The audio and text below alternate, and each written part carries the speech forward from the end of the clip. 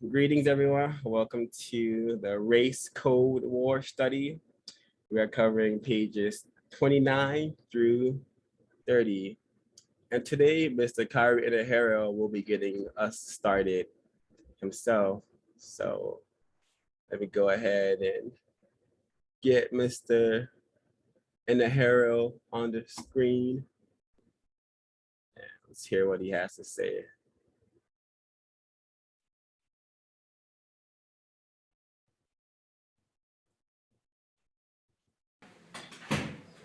My name is Kahari Inahara. I'm the author of the book Race Code War, and I also am part owner of TalkTainmentradio.com. Shout out to Dan and Ms. Helen B for this clip. Your bestseller, Race Code War, is about words' impact on the psyche. What are the most powerful imagery and words for you in your life? Racially coded language, which is used to degrade people, to demolish people, and to keep people in their same slot. It's like racism has become refined and never went anywhere. It's gone to other stages, and now one of the most effective ways to keep it going is through the language. What do you think the biggest challenge is getting people to change the way they view words and use words? Well, first of all, we have to understand the power of words. We see it in politics, we see it in law, we see it all around us, but we don't pay enough attention because we were taught sticks and stones may break my bones, but words may never hurt me. That's exactly the opposite of what is reality. Words can kill you, and they often do. We need to understand the power of words and how they're used against us as a part of a whole plan of destruction. And what is the most impactful word in your life or that you use? I think the most important, if I had to choose one word, the most important word is justice. Thank you. Dang, justice, which is why we're here, because we're a group of prisoners of war who are attempting to produce this concept called justice. Really brilliant clip. Let's get started in discussing what is a racial code word, which is, as Kyrie and Nahara had just said, how white people have been refining the system. They've been using racial code words. So there's a bit of excellent information on page 29 that I'm going to be reading from. And it says here, racial code words are non-racially identifiable words, terms, phrases, and sentences or slogans that are used as surrogate language to identify, marginalize, mislead, glorify, demonize, degrade, smear, and stereotype racial populations and their living environments. A non-racially identifiable word is a word that on the surface has no specific racial group or identity or individual designation. A racially identifiable term is African Americans, Black American, or Chinese. It is clear as to what is meant by the use of these words. An example of a non-racially identifiable word or term is inner city. At first glance, the words inner and city say nothing about race or issues related to it. These words define a geographical location. However, this term has been defined an image in a derogatory manner. It is linked almost exclusively to Black people and their living environments. Therefore, the term is racial and has derogatory racial implications and racist meanings. It is used in a clandestine, disguised, or concealed manner to convey racist messages about target racial populations and their living environments. So just from this, these two paragraphs here, I'm sure most of us have heard the term inner city before. I've written countless essays and papers where I've used this term inner city to describe what I once called my environment I grew up in, the hood. I used to call that the inner city all the time in writing papers, because I knew my brain computer knew, oh yeah, inner city means where the Black people are. So even with all my understanding of the system of white supremacy, I still knew that inner city was for Black people. but having the greater understanding of the system, we're allowed to understand, how this word is being used to literally talk about racism in plain sight. And it's definitely a masterful way to practice deceit. And white people, white men, white women are the masters of deceit. And this part right here, it reminds me of Mr. Trump. I'm just gonna read it first. And he continues on page 30. Words such as black and nigger are often prohibited from use in the media. So non-racially identifiable words with derogatory meanings are used as substitute language to say or imply the same thing. For example, the phrase drug infested is frequently used when describing drug raids in certain Black neighborhoods. Now we can all remember the war on drugs, Ronald Reagan, and how that concept, the war on drugs, was used to eradicate, destroy, displace, and mistreat Black people on a really, really grand scale. And this term, drug infested, when I read this, I was reminded, it's right here. It's right here on the screen. But I was reminded of when President Trump, the recent President Trump, he called New Hampshire, he called it a drug infested den. And I thought it was hilarious. But a lot of white people got upset over it. And is it worth playing? I guess, is it worth playing? It's only a minute, so I guess I'll play it. Drug problem in the United States. We have a massive drug problem where kids are becoming addicted to drugs because the drugs are being sold for less money than candy, the president said. But then he says this. Oh, hold on. I think there is just your screen's not sharing. Yeah, connection error. I just popped in and out. So let me restart the clip. That was odd. He's talking about with the president of Mexico. He's talking about the drug problem, which is no question. There is a drug problem in the United States. We have a massive drug problem where kids are becoming addicted to drugs because the drugs are being sold for less money than candy, the president said. But then he says this: I won New Hampshire because New Hampshire is a drug-infested den. He didn't win. Incredible. It's just, and I think New Hampshire has a lot of white people there, so that's probably why there's a lot of outrage over what Trump said. I'm sure if it was mostly Black people living in New Hampshire, this probably would have flew under a lot of people's radar. But just to emphasize how these code words are used, I'm going to continue reading on page 30 and see if folks have comments or notes that they want to share. And it says here, the word infestation is a broad term that smears everything and everybody. It says that everyone in the community uses, sells, or buys illegal drugs. Words and images are integral parts of their perceptual experience. Therefore, instead of identifying the community as Black or nigger and run the risk of being called racist, a code word with the same racial meaning is just as effective. Images, symbols, and colors that are consistently attached to repetitive verbal descriptions establish mental impressions. And this just not only does this remind me of my growing up as a victim of racism in the area of the world known as South Central, but when I returned to that particular concentration camp, the students that I was working with in this particular middle school, New Hampshire, the general, they're all being fed these mental impressions, and they are very much aware that they live in a I hate to say it, but a drug infested environment. Like I grew up where crack, cocaine, and now meth is really popular over there. But when I was growing up, crack was very popular. And when you live in that kind of environment, you could the children pick up on it really, really easily because it's just surrounded by filth and people who are homeless. And I would just with that kind of visual imagery being fed to our optics 24/7, it's no wonder that I didn't give a fuck about school growing up. Like hardly ever, and there's no surprise to me why children in these sort of environments do not aspire to be much, because this terrorist attack of putting these drugs in Black communities and then creating these racial code words to create the stereotype that hoods are drug infested. It's just really an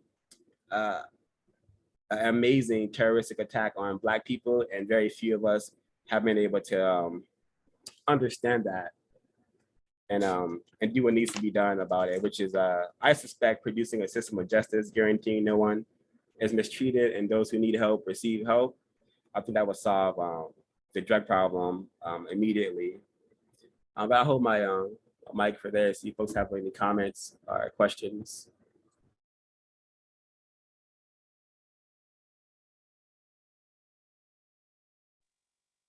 On page 31, far too many Black people repeat a word without understanding what is being said.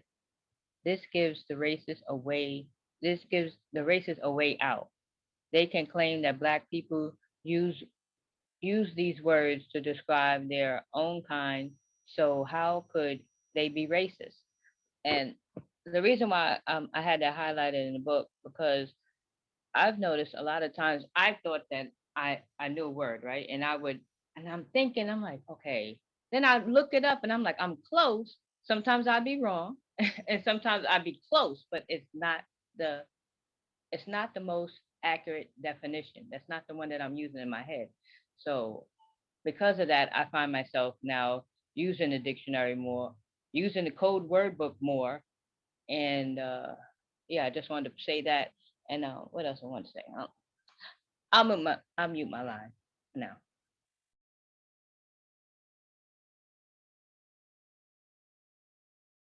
Thank you, Ms. Helen. I do appreciate. I had that part highlighted as well, and the paragraph on top of that is equally important as well. I'm going to go ahead and give it a read. States, the modern racist speaks in code about most things that are racial. It is amazing how innocent sounding words that seem to have no apparent racial meaning or identity can, over a period of time, become racially derogatory references. In proper circles, crude, unrefined racial language is banned and will not be openly tolerated. Why risk calling a Black male or a female a socially unacceptable name or direct racial words such as nigger when they can be called racial code words using socially acceptable language with terms such as lowering the property value or social disinvestments. An effective racist can now kill two birds with one stone and not be detected. There can even be bold enough. They are even bold enough to use racial codes to enlist the support of unsuspecting Black people. Yeah, and I slightly became aware of this when I've attempted to get resources to do things that I thought would be constructive. I have used this reality that I know if I use certain code words like marginalized people or disenfranchised people, I know I will be allowed to get more resources for the things I want to do. Versus when I deliberately say I want to help Black people. If I were to like do that when applying for these various grants that I have received, I don't think I would have received them, unfortunately, because we live in a system of white supremacy, which is why it's important to understand these code words that white people have established, because we could use them for our benefit and our pursuit, not our pursuit, but our effort to produce justice. Yeah, far too many people repeat a word without understanding what is being said. That is very, very accurate. Unfortunately, amongst non-white people, and it's because this ghetto glorification culture that we have been given does not emphasize learning or being serious at all, and that's just the reality of it. I had some. Oh, go ahead. Go ahead. Oh no, females first.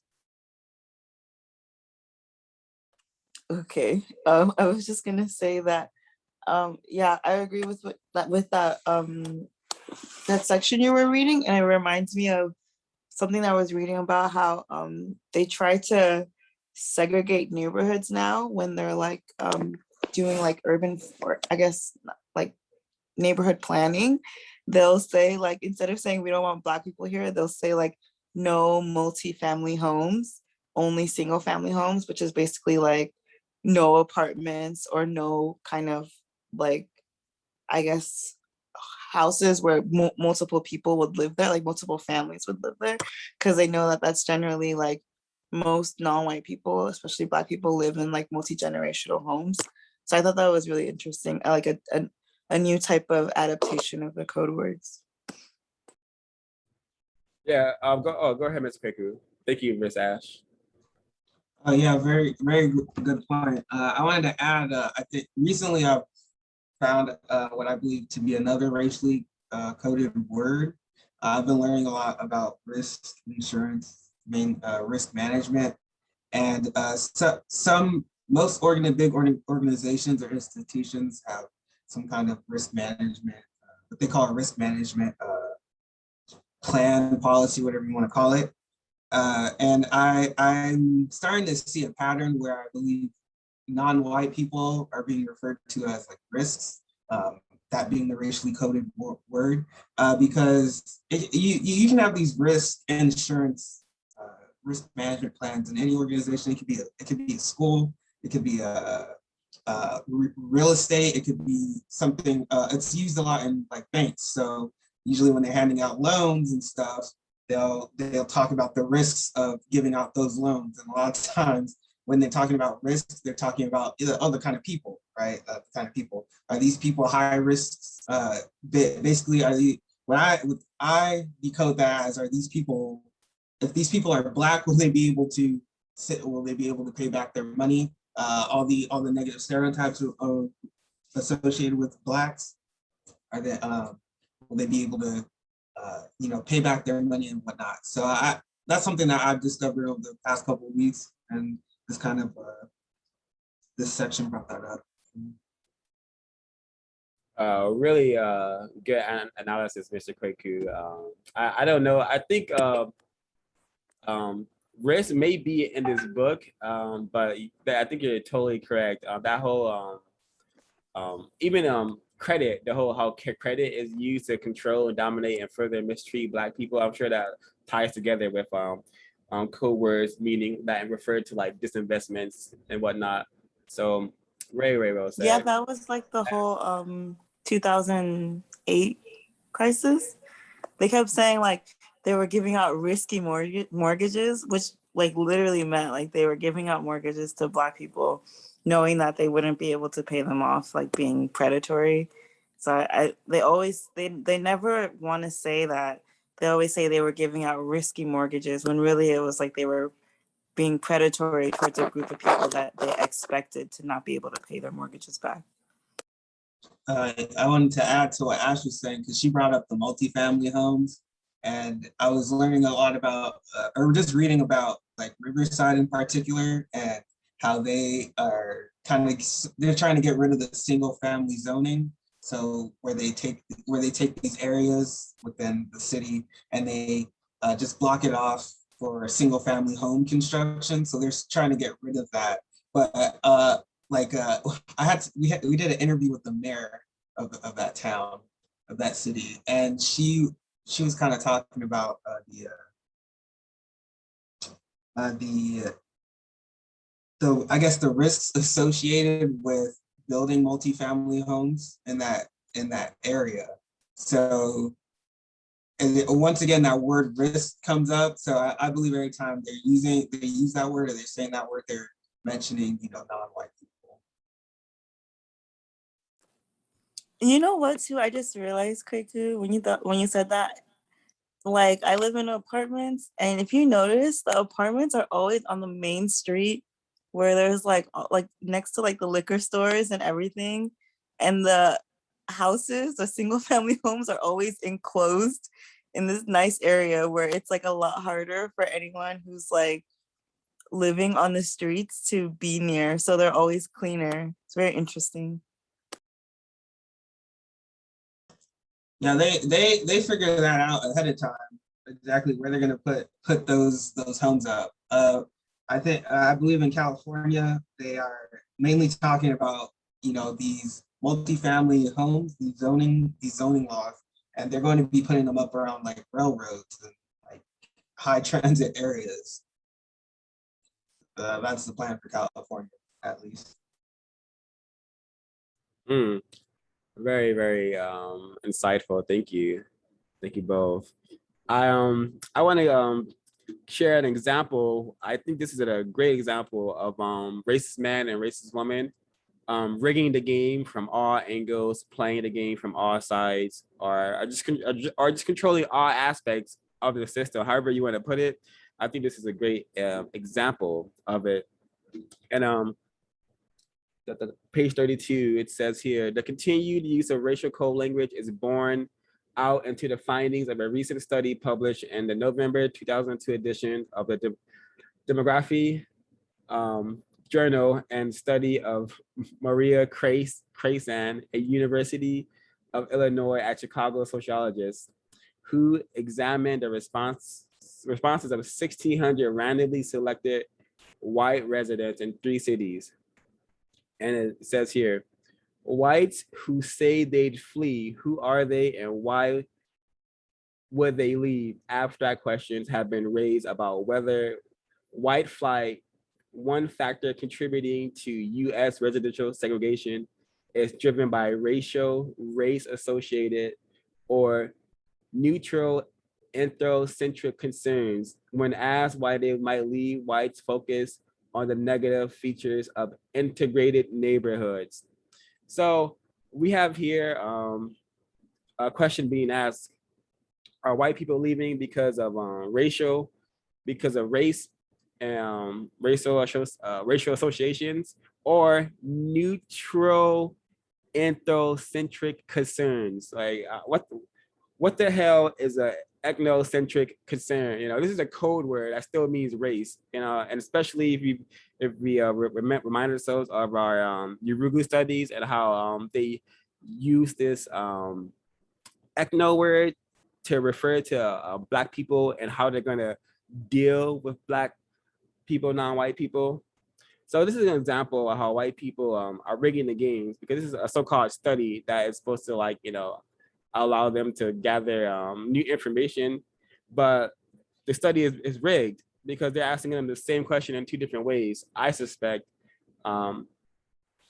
Yeah, so that's really interesting, and it just ties into white people not wanting to be amongst large numbers of Black people, particularly Black people. I'm not gonna say non-white people, but because this happens mostly amongst Black people.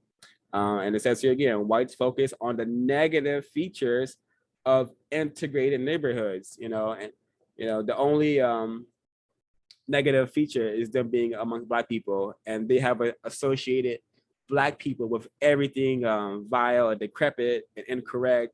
So you don't even have to add anything else after that. You know, just put the word Black person right there, and of course, that's enough to cause what they call white flight. This next one here, this whole name demonstration reality, that is very evident, and I think non-white people, Black people from who are not originally from this concept called the United States, I think they are aware of this, because a lot of African people who plan to send their offspring over here, they give them very, very white names. And I think that's because they're aware of the name discrimination that happens over here. And in the system of white supremacy, I shouldn't even call it name discrimination, but I should call it just further mistreatment in the system of white supremacy involving names. But I'm just gonna read a quick bit from this definition of name discrimination. Page 32 says the study found that there was a clear evidence of discrimination against Black names such as Aisha, Keisha, Tamika, Kenya, Latanya, and Ebony. This is another way in which the racial coding is used to practice modern racism beneath the radar screen. Black people are racially coded by name, zip code, and other means in order to weed them out of the process of employment, housing, loans, educational grants, and other life-giving resources. Again, the importance of understanding like how the system of white supremacy is mostly operated through the use of these words in general, and code words when they're really about their business of refining and expanding the system. Any more comments, questions before I continue? I wanted to comment real quick on the study, I guess. One question I have were at the bottom of it, where it says whites focused on the negative features of integrated neighborhoods. I mean, I would like to know what negative features are. As far as I know, a lot of the negative things that are associated with Black people when they move to certain areas are due to the practice of racism, white supremacy. So I thought that that's interesting, and it kind of shows that white people are not ignorant about racism as well, because they know as soon as certain non-white groups move into the neighborhood, that the neighborhood, for better or worse, it just starts to deteriorate, I guess. And I think that's something that they know and that they're not doing anything about. I hope that makes sense. Point is, Black people don't really create the negative features of their neighborhoods all on their own. Of course not. Of course not. And then just to add to that too, like looking at the part that talks about the infestation word, it almost reminds me of when you have to apply for like certain funding, as 0526 mentioned, like even like grants or even applying to school or even just getting money to go to school, you almost have to like tell them like, how poor are you? Which neighborhood do you belong to? The drug infested neighborhood, or do you belong to this neighborhood? Like, what neighborhood do you live in? And it's almost like this like continuous reinforcement of the state that you are in, and almost like a reminder to them, like, yes, we're doing our job. Like we almost know that Black people who are coming to the school needs money. So let's sit here and write an essay about how bad you need it, but use words that we use to describe the state that you're in or the neighborhood that you belong to, just so we understand we're on the same page, like of who you are or where you're from. So it's just very interesting that these words keep coming up, and how like even this drug infestation or drug infested communities, almost like it says here, that everyone in the community uses, sells, or buy illegal drugs. Like everyone. It doesn't distinguish like old to babies to teenagers, like everyone in the community does this. But that goes for any word out there that describes where Black people live. It's not just about drug infestation. What about, what words do they use? I don't want to just say poor, because that's like food insecurity. Even food insecurity, even as just saying food insecurities, that word, like, oh, you have like food insecurities at home, that applies to the whole community. Like, oh, all Black people don't have food. But obviously they already know that, but they want you to remember and to remind them, like, okay, just making sure we're on the same page. But here's some money, which is still not enough, but here's a little bit to get you to the next step. It's very interesting. Even like, why do you, like, I feel like whenever it has to do with especially Black people, it's like, why do you have to use the word food insecurity? But then if it's people like not in America, you use like hunger or like lack of nutrient. Like, shouldn't you just say like Black people or Black children are hungry and lack nutritious food. Like a food insecurity makes it sound not as serious as it actually is. It's such a weird term. It's very odd. Even thinking of people who don't have housing and the words they use for them, it's just so interesting. It's almost like you mentioned not serious. Like it's almost like a joke because like we already know, but again, like use these terms, but these terms are like not serious terms because they're being thrown around everywhere. Like, oh, food insecurity, that could be anything. And then we have like things on campus for like food den. I think it's called the den or something. That's an odd way to call like where you get food. So it's just very interesting. Thank you, Ash.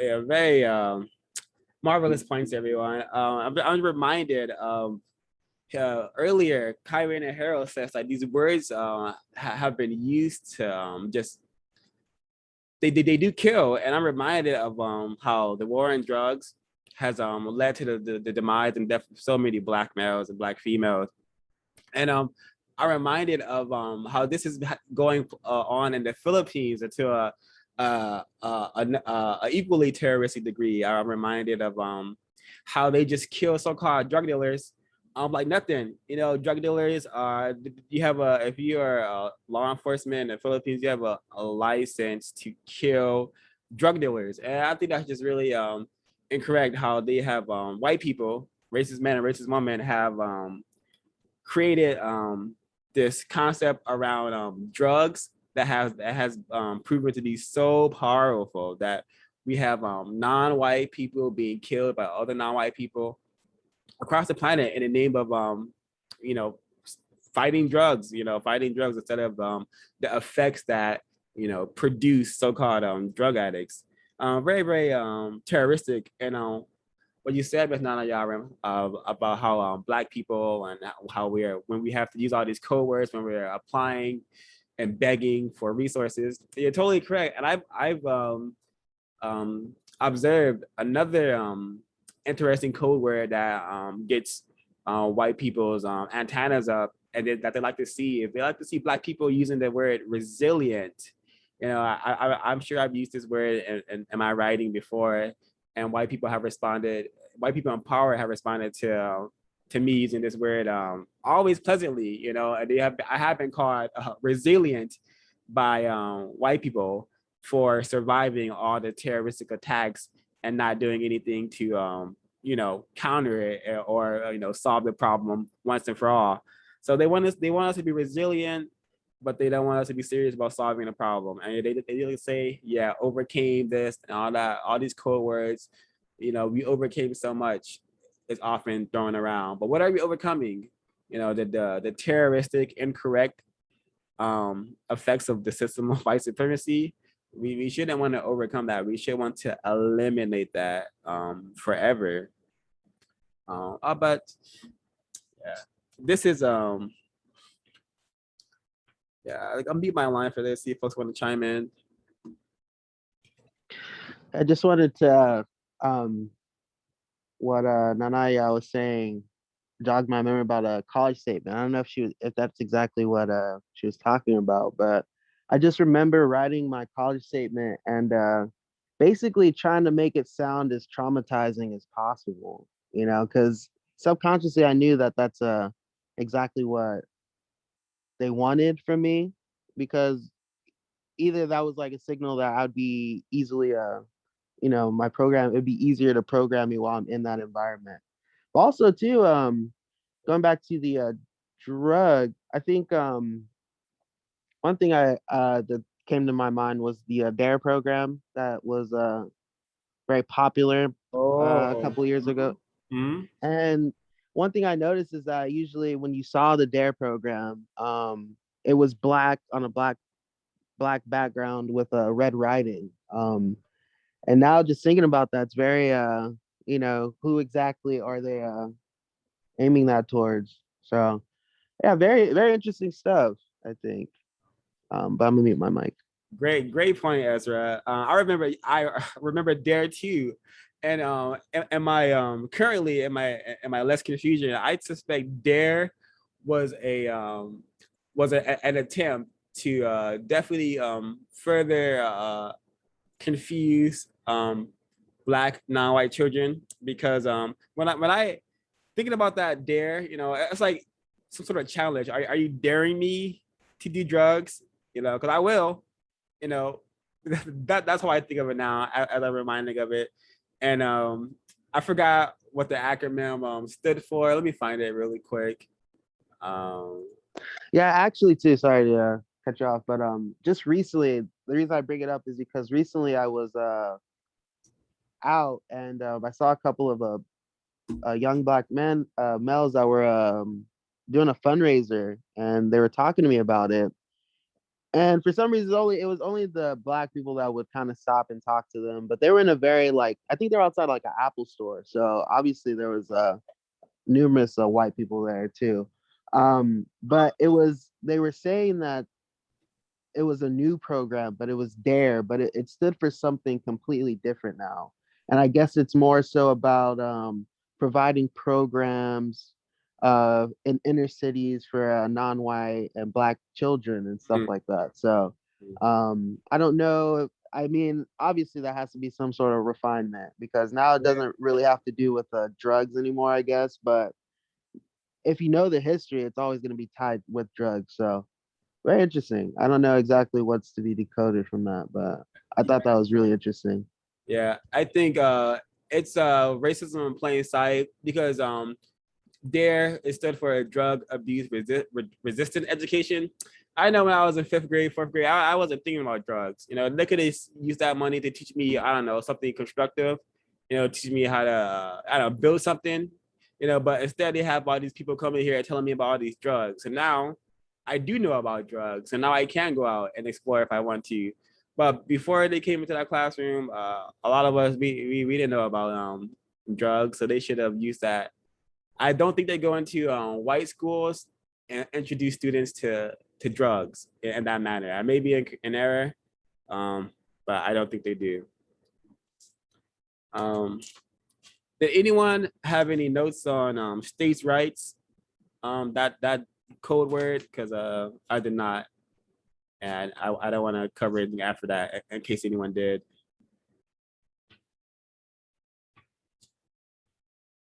I guess that's just one of the major examples of how the racist white supremacists decide on how to practice racism.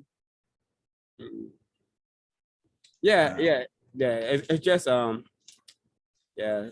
Buy the book, Race Code War, States' Rights. It's a very excellent code word that folks should definitely know. But I didn't write any notes on it. So I'm gonna play this clip from Revolving. Let's see if we can get any decoding from this clip from Vice. Racism in Plain Sight. Let's get it on the screen.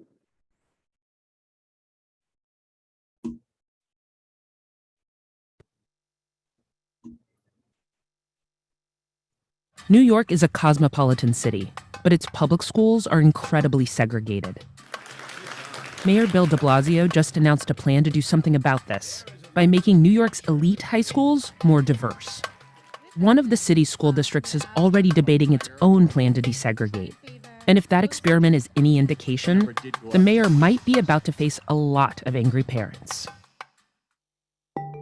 One of the city's wealthiest, wokest districts is constructing a plan to do something about its segregation. But as the chancellor of New York City Public Schools noted on Twitter, it's not going over well with everyone. You're telling them you're going to go to a school that's not going to educate you in the same way you've been educated. Life sucks. Is that what the DOE wants to say? That clip from a public meeting about the plan turned a local news story into a national conversation. New York City's District This is for educational purposes. YouTube, don't copyright this, please. 3 includes both the white and wealthier parts of the Upper West Side and Black, brown, and poorer sections of Southern Harlem. There are 16 middle schools in the district, and thanks to a complicated set of admissions criteria, the top performing schools are dominated by affluent white and Asian kids. Fewer than 10% of the students at those schools come from low-income families. I think that's all that's all that probably needs to be watched. I definitely have some things to say about this clip. I heard complaining about the Black children being allowed in the same classrooms as the white children. That white woman seemed to be very upset over that. And this is from 2018, but this sentiment is still popular in 2021. I suspect, because this is just white supremacy 101. You know, white people do not want their children being around non-white kids, non-white children, unless those children are some way, shape, or form like serving their children. But if they're supposed to be in a classroom learning with them, they really don't like that, because the system has done a wonderful job at just associating Black children, Black people with just incorrect things. So this reality of white people getting into a roar over Black children going to their school, this is nothing new, and this will continue until a system of justice is established. Elite, go ahead. yeah, the word elite was used. That's often used for white people, as in this racism in plain sight, to have people constantly calling other people elite, and for the majority of people just to just let it go over their heads. But yeah, no one should be so-called elite in a system of white supremacy. I mean, on this planet, but the system of white supremacy has definitely produced white people and has made them elite over all of us, unfortunately, and will remain so until we solve the problem. Miss Ash, would you like to chime in? Oh, I was gonna say, like, it's so frustrating to watch this, because it's like it's literally just set up for this type of situation to happen, because one, they know that I don't even think that it's 100% about like, oh, the Black kids being in the school, as much as they know that wherever Blackness is around, there's going to be a lowering of standards, because that's just how it's set up. And so they're not even mad about that. They're mad because they know that if Black people are around, the schools are going to get worse in some way. And the people like de Blasio, he knows that it's just so, to me, idiotic to have these kids go to a different school when you could just, make the schools that they go to now better. And it's so interesting how that's not even a possibility. The only possibility is just, we'll put Black kids in white schools to like even it out or something, even though there's still going to be Black kids who are in the schools that are underfunded and not being properly cared for. And it's just so interesting, because they know the solution, but they know that if they go this route, nothing will be solved, and it'll just further basically like instill that, Black people are just always going to be like at the bottom. Go ahead, Mr. Byron Tablet would like to chime in. If we think about, like we do comparative analysis of what we learned in Urugu, they have to project out the mindset to the masses. It used to be like a papal bull. Their Protestantism or Catholicism or Islam, or they have to project out what the masses at the basic level will find their way to fit into the ever refinement of the system of white supremacy, which is the refinement of white people who practice racism and their practicing, or their effect in practicing racism. They always give a dialogue with words, and they write them down, or today we know they digitize them and they all begin to say them. We get frustrated because we think that, damn, they keep coming up with different ways to deceive us, but that is exactly what they're supposed to do. We're supposed to keep track of the lies being cloaked in new narratives or new words.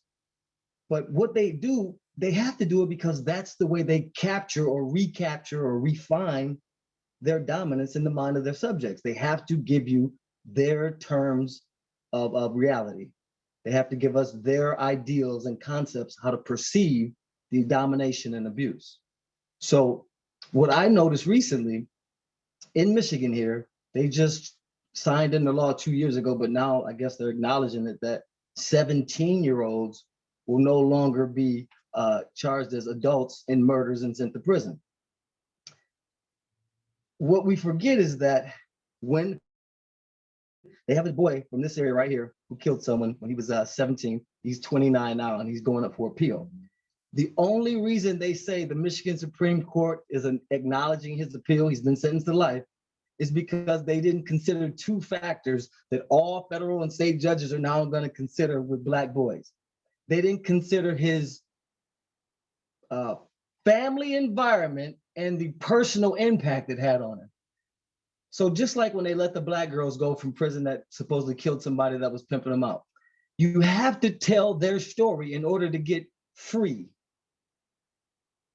They have to, when you go to the parole board, because I've been in prison for murder, you have to tell them, you have to blame your people. It was drugs and I was stupid and I was around crack and my mother was a heroin addict and my father was, I seen him beat Black females, and you have to give them their mindset of projection. Then it justifies it. This is why we're the parole board and you're the inmate. See, this is why we're the social workers and you're the ones who we are trying to integrate into our society, or punishing because you haven't integrated properly.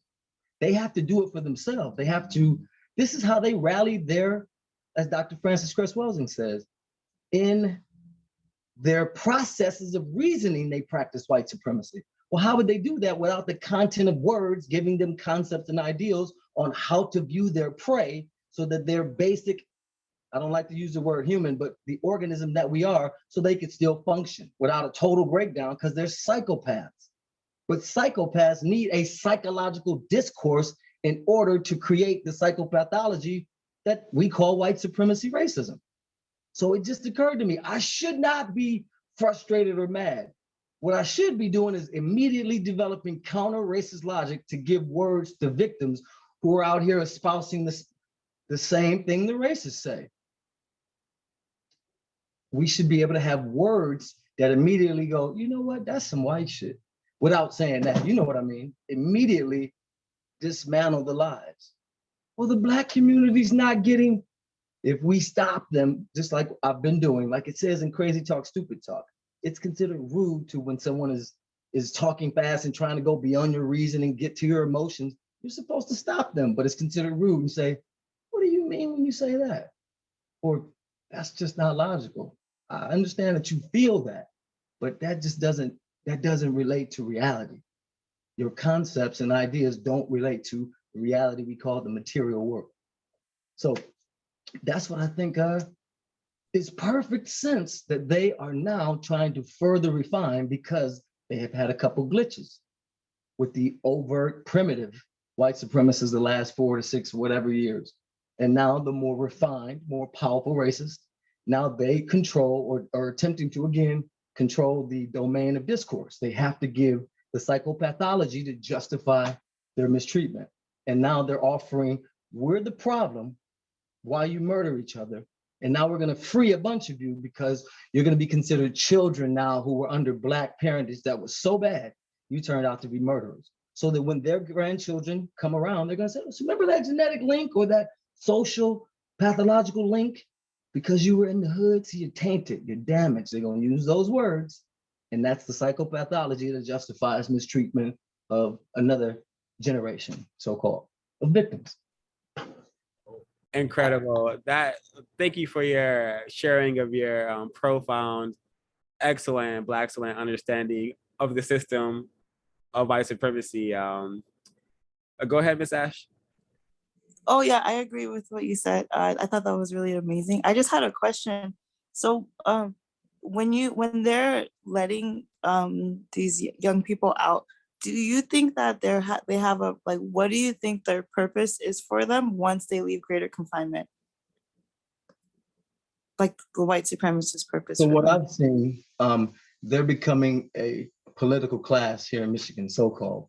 It's a couple white dudes. They were in prison when I was in prison too, and they went when they were young, and now they're out, and now they're forming a political party because Michigan is just rampant. I mean, half the population has been incarcerated. So at least half the population has been incarcerated. So there's a lot of potential, that big political front, and they're going to come forward and we want the jobs and we want, it's really a lot of white boys who are the cast-offs. Their fathers were the journeymen, electricians, and all those who were in the big three. And then when they sold out to the white Europeans, now their grandsons who were drug addicts and thugs and whatever else white supremacist criminals are in Metro Detroit, now they are free from prison as well. And free from crack cocaine, some of them from meth, and the black boys getting out and girls getting out. You have to be like the poster face for, see, everything's fine if you just get out of prison and do right. So I think that's the goal, is just again, to refine this idea that it's not about white supremacy. It's about political classes that are structured based on incarceration.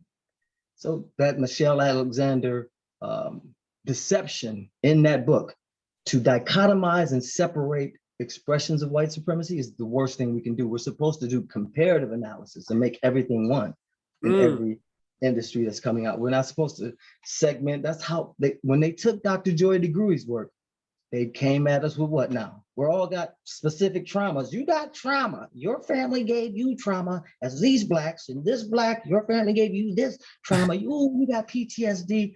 I had a white lady racist say that to me in Connecticut. I'm at work and I told her, I'm cool with just not touching. This lady's a doctor. A doctor. She said, oh, you must have PTSD. Oh yeah, thank you, Mr. That's mesopotamia. You don't want to be up close to them, so you must be traumatized by your ancestors' slave history. You're just broken. That's what they're offering us now. So we have to be careful how we dialogue with even people who claim to be, if they're pushing an industry, well, we need mental health. Can't we stop and say, isn't it impossible to have correct mental health in the prison you were born in illegitimately? How can you be okay with extra surveillance or surveillance at all? You're not supposed to be preyed upon. Yeah. But I digress, my fault. Thank you, Mr. Fire. What you said reminds me of I definitely been trapped by that reality of being showcased as a black person who has had a incorrect parents, and they used this angle, and I was interviewed and put in a book where like my so-called trauma was made to be like over camp. It was really masterful how they do it, and I think you're correct. I personally say that everything is racism. Like literally every single thing that comes out that is produced in the system, some way, shape, or form relates to racism. That's why I don't get confused. And I may come off as a mad nigger to most people, but I don't care. I am aware that every situation that I am witnessing is some way, shape, or form related to the system of white supremacy. I am very much aware that the Yurugu has compartmentalized their selves, and they do that with every single thing. They like to split everything up so it's easier to contain, and that's how they have done their selves, and that is where that divide and conquer mentality comes from as well. So you're very correct, and your understanding of the system is highly appreciated in this group of victims. I'm gonna read over here from 34, Race Code War, this mud slinging / dirty, because this is a really powerful code word in the system of white supremacy. And once I read what I read, it says here, the same linkage occurs with dark colored raisins, blackbirds, and roaches. These and other images were used in countless television and radio commercials. The racist mind will always associate color with the worth of a racial population. I'm gonna pause there. Remember the last clip we just watched, they allowed, it wasn't just the white people who were in the affluent schools, so-called affluent schools. It was also some people classified as Asian. So the white people often allow some racial groups more access and more comfort, and that's what was said in that broadcast.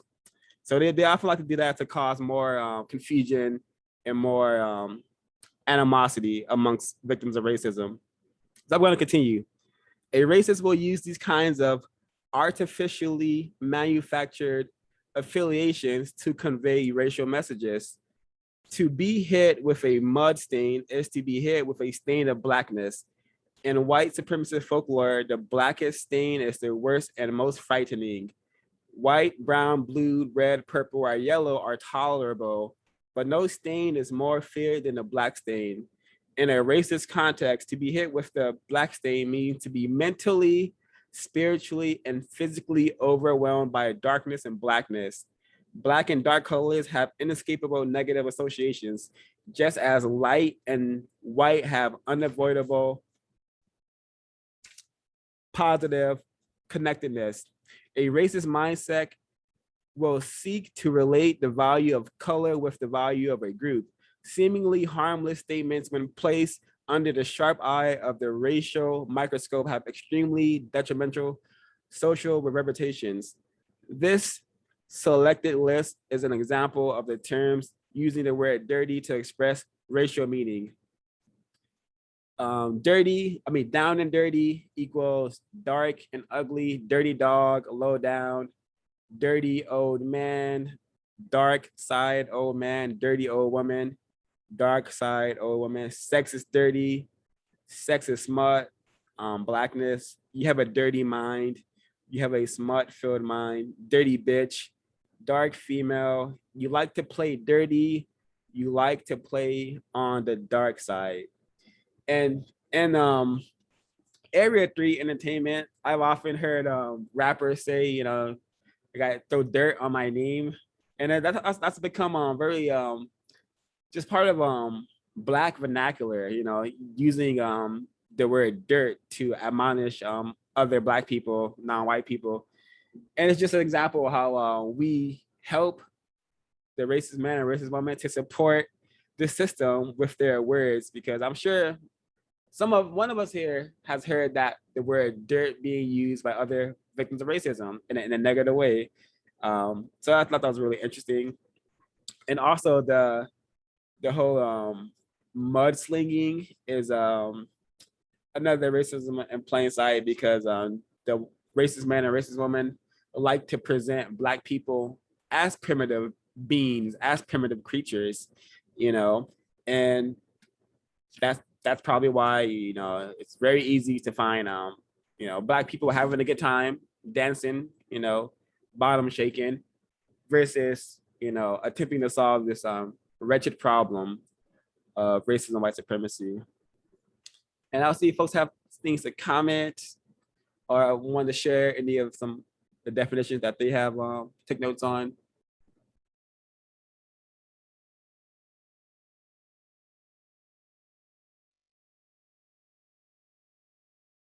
I've noticed in a lot of interactions with them and seeing them on video, white supremacist females, women go off towards black people.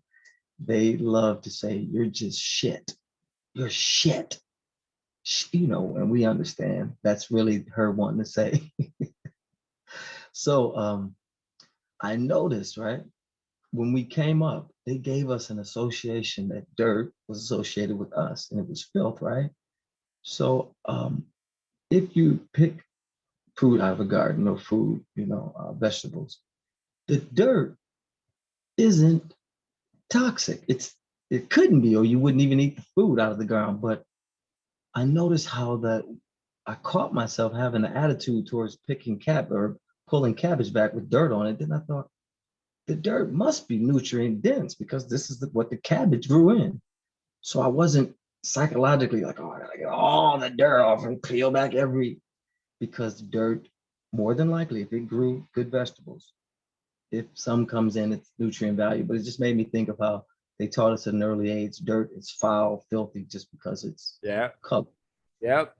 Reminds me all the times I grew up hearing, I used to, you dirty, you dirty. I'm like, oh. And what you said here, page 34. Dirt is a really good thing. Without it, life as we know it would not exist. The wettest dirt or mud helps crops to grow, and the darker the dirt, the richer the soil. So yeah, we literally need this substance called dirt to exist as a planet. But the insane psychopaths who classify themselves as white, they said this life-giving nutrient is bad, and they have associated black people with it. Just goes to show the hypocrisy in this system, the hypocrisy and the psychopath that we are attempting to counter. And yeah, I'm gonna continue with my notes, and it says page 37, another code word. You rule is the code word. And I'm gonna read from the second paragraph. It says, during a walk outside the mansion where the conspirators planned the assassination, Ryan told Lancaster, oh, my bad. He's referring to a movie. The movie is called the Executive Action. So yeah, I guess that's all the context needed for me to continue. During a walk outside the mansion where he's describing a scene from this movie, Executive Action, 1972 film. During a walk outside the mansion where the conspirators planned the assassination, Ryan told Lancaster that his group feared Kennedy would stop the Vietnam War. They did not want the war in Indochina to stop because the things we learn here can be used to eliminate our excess population, such as Blacks. The words were very chilling, instructive, and prophetic. The motion picture did not have great circulation, but it sent a clear message to those who needed to know about racial warfare and population reduction. These kinds soft race-based strategies have been used to maintain control and dominance. In the past, it was a safe bet that a war or an intelligence operation would be launched to depopulate various populations. The rise of non-white populations is a threat to the command and control of white supremacists. Statements like "you rule" are designed as statements of reassurance.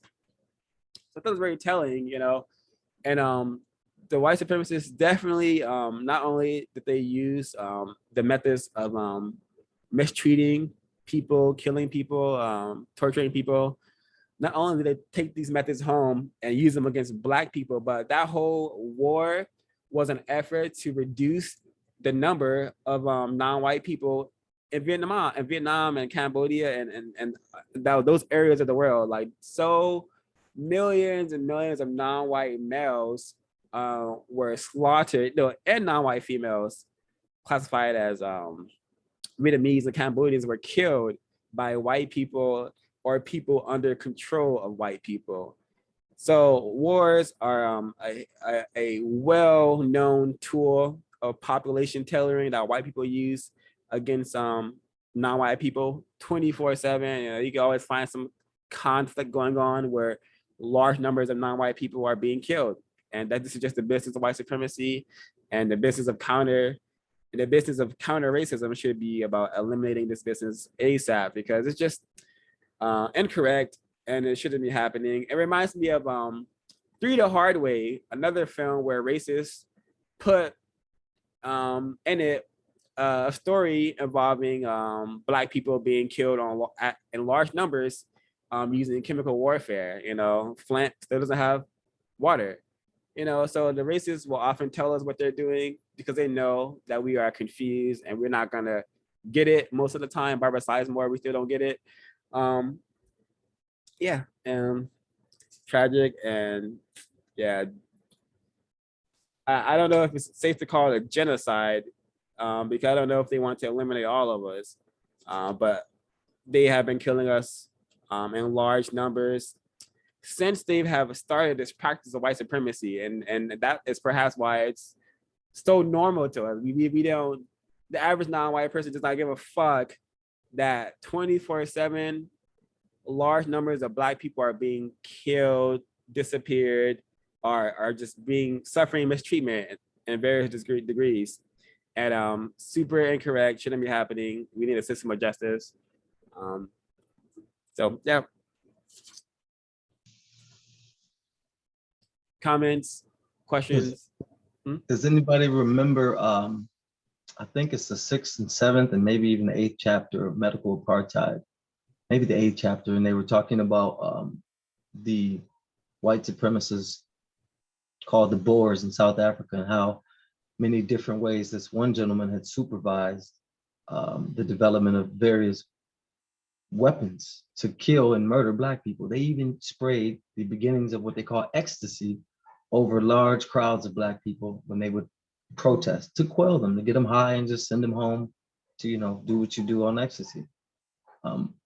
You hear that in medical apartheid, and this guy was over, he was directly connected to the Surgeon General and over all of the doctors and pediatricians, and they were developing and giving Black people TB, typhoid, malaria, all kinds of diseases to keep the population at a certain number. Now, this was when I was probably just being born. And these people already had 20, 30 years of development of these type of weapons, to being able to insert syringes and hypodermic needles from a distance, and crazy things like you rub a door handle, and they were murdering Black people.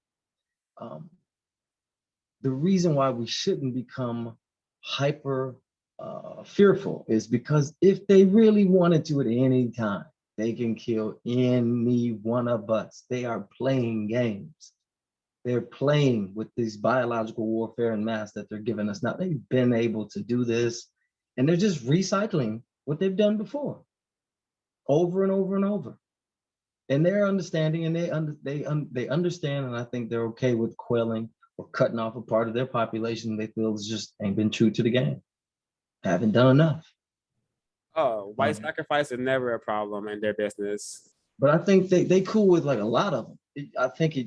I used to assume it would be, you know, one or two, you know, in areas, localities, but now they're like, hey, it's cool to 30,000 drop off with the niggas. Nah, like the white sacrifice has never been a problem, because I suspect white people do not love other white people. They love the system of white supremacy, you know, and that's their business. They're in the business of keeping this going, you know. There was a book, the author of a book that Gus interviewed, I believe, a long time ago, and her ancestors were so-called the people called Germans, and she read a historic account of what the German men aspired to, and it said that it was like they would wake up in the morning and they saw nothing great, nothing more beautiful than to see the land burned and scorched around them where their enemies and their former neighbors were, and to not see anything but what they had destroyed and murdered for them and theirs inside the little fortress or hut they were in. Many of them just still feel like conquer and harm, and that's joyful. I've known white supremacists like that. They get up with evil on their mind and go to bed with it on their mind.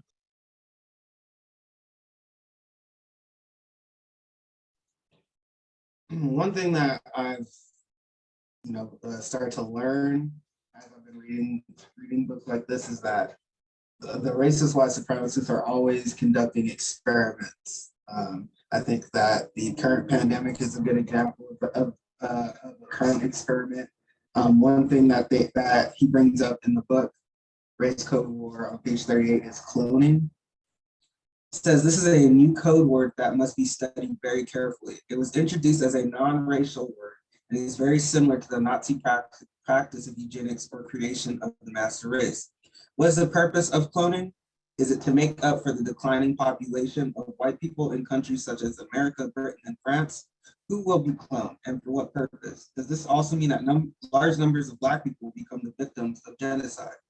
I I thought that's a pretty interesting one. Cloning is one of those concepts that kind of like go in and out of my consciousness. It comes up for a while, and then it kind of goes away. Maybe it's because people aren't talking about it, or it's probably because it's not big news or anything.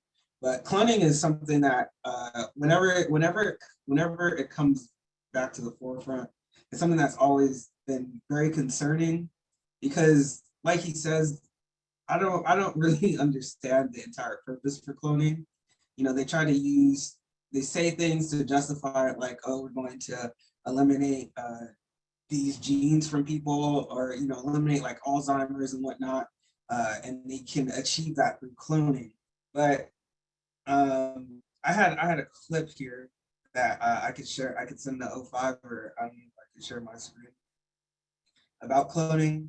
But it seems like that every time the topic of cloning comes up, it's always about cloning different animals and not really addressing the elephant in the room, right? Like, okay, so you're cloning animals, then what? Are you gonna, like, is the goal here to clone people? Because you're talking a lot about cloning mammals, which I guess are similar to people, right? But they're not saying that they're going to clone people, but they are definitely cloning different beings. So it's something that is very, I think it can be very deceiving and confusing if you're not paying attention in particular to the words that they're using. I think with cloning, it's like similar to like Yorugu. It's the idea of them like using science to produce whatever master race that they can come up with. Because like Helen B was putting in the chat, they do the same with food, like the way that they genetically engineer and clone food. But even when you think about it, I mean, it's technically not cloning, but like even like when they do kind of like in vitro fertilization, or they do kind of like gender specific fertilize, like where like people can pick what type of sex that the child that they're gonna have is.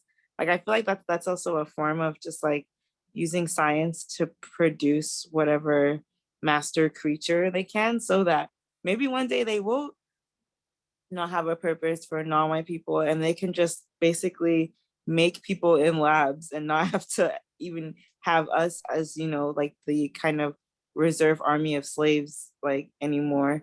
It reminds me of the movie Gattaca. I don't know if you guys have seen that one, but they like rank people, and they it's like they kind of make people in labs, and then they rank them based on their abilities and skills, if they have blue eyes, things like that.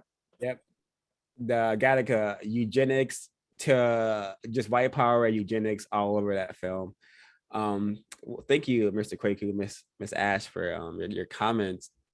I have a really interesting article here about cloning, because while I don't particularly spend too much time on this concept, I am aware that there's various white people and white people with various titles who say that the so-called Germans may have used cloning during World War II. I don't know if that's true, but the concept is white people created a concept for a reason, and I thought this is really interesting NPR article from 2002. So I'm just going to read a couple of paragraphs here and there from this article. It says, a company with ties to a religious movement that believes space aliens brought life to Earth claimed Friday the birth of the world's first human clone. Clonaid offered no immediate proof that the 7-pound baby girl is a genetic copy of her 31-year-old American mother, but said independent investigators would confirm she is a clone within 9 days. Clonaid CEO Bridget Bossier, said at a news conference in Florida that the baby dubbed Eve and born Thursday by cesarean section is healthy and the family is happy. She did not reveal identities or location. it is very important to remember that we are talking about a baby. Miss Whatever said, the baby is very healthy. She is fine. She is doing fine. The parents are happy. I hope that you remember them when you talk about this baby, not like a monster, like the result of something that is disgusting. I'm gonna skip down. This is where the roasting moments are hidden in plain sight. The mother has a daughter from a previous marriage, but her current husband is sterile, leading the couple to seek out cloning as a means of having a child. I think Miss Ash just mentioned something like this. Miss Whatever said the baby is an identical twin to her mother, and acknowledged that Eve's grandfather could be considered in a way her biological father. 10 women across the world were implanted with cloned embryos. Miss Whatever said 5 miscarried early in the first trimester. The remaining 4 women, 1 for North America, 1 from Europe, and 2 from Asia, are expected to give birth by February. So here you have it. Do your own research to see if this is authentic, but it's just really interesting and really, really interesting as to what the usual suspects are up to. And this is from 2002, almost 20 years ago. So I'm sure this technology has well improved,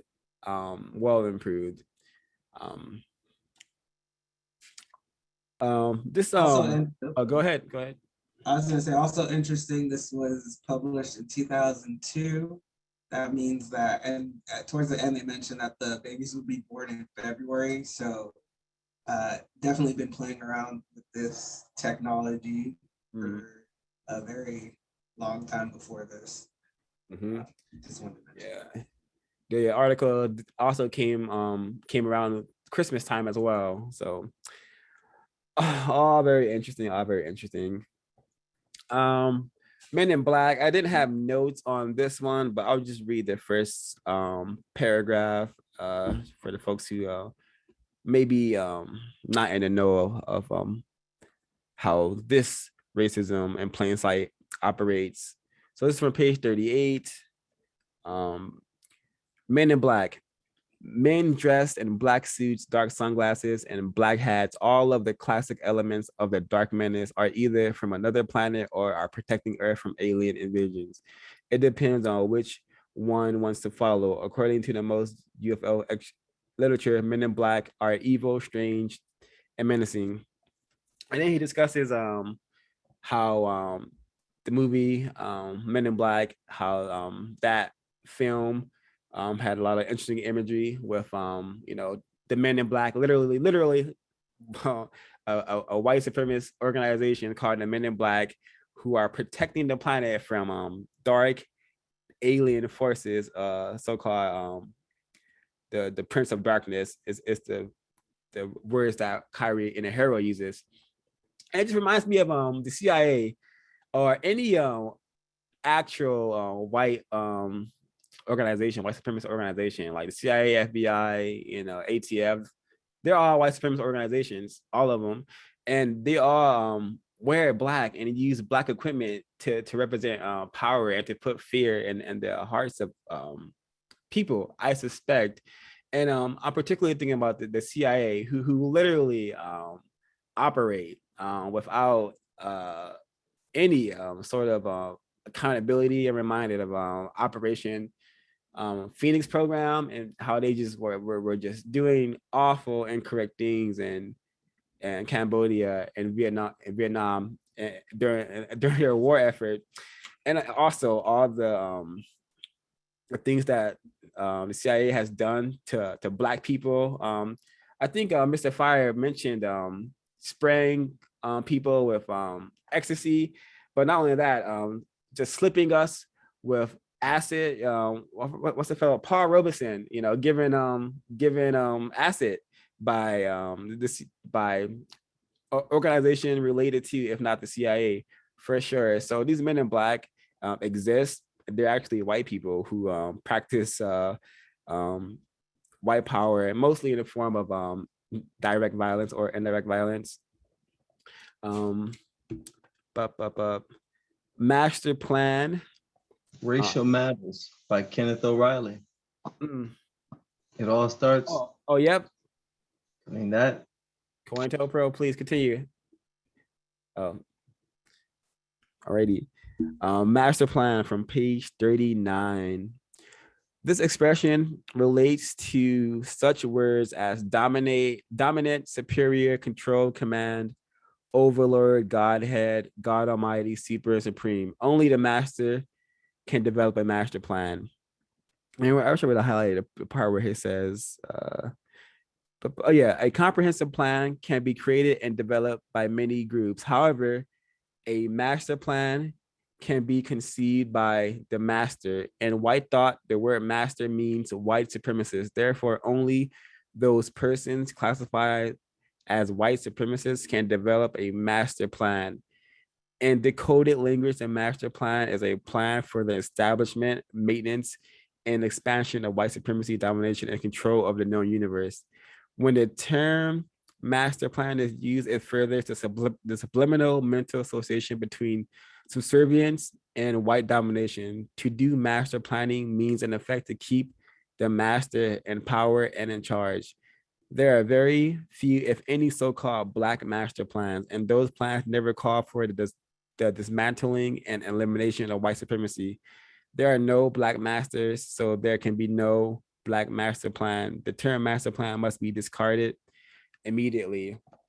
Yeah, this code word reminds me of a clip I saw earlier of these like some sort of court proceedings where the lawyers were having some sort of issue going on in a court, and they called in a special master, they call it a special master. They're calling it a different white person to manage these white people. So it's really interesting how the word master is used.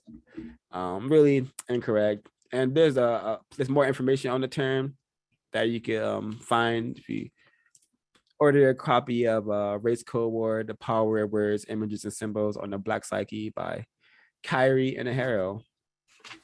Mr. Kwaku, would like to chime in?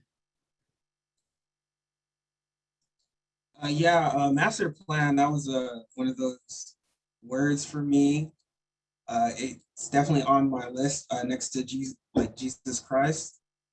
He even mentioned it. He said the phrase must be discarded or redefined because each time it is used, it triggers and reinforces the idea that master means white male and white God, because Jesus is white and is called Lord and Master. I personally didn't think of master plan kind of in the same regard, but I definitely thought of I can't say Jesus Christ, or because every time I say Jesus Christ, I think of a white person, and I think that's very damaging and to my psyche, especially as a Black male. So that is one of the words that personally me I cannot use. And it says under white supremacy, all three terms God, white man, and slave master have the same meaning. So I mean, there it is right there. I think I've definitely taken concerted efforts to eliminate the word master from my vocabulary, but I got the way that the author presents this word, I think it definitely made a lot of sense to me, because I felt the same way about the word Jesus Christ. Thank you. And continue on page 40, the word mob is another interesting code word. I'm just gonna read a bit from page 41.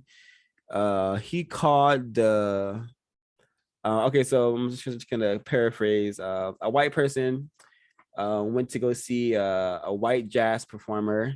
And then I'm gonna continue reading. He called the huge, when he got there, he saw a bunch of Black people. This is what he said.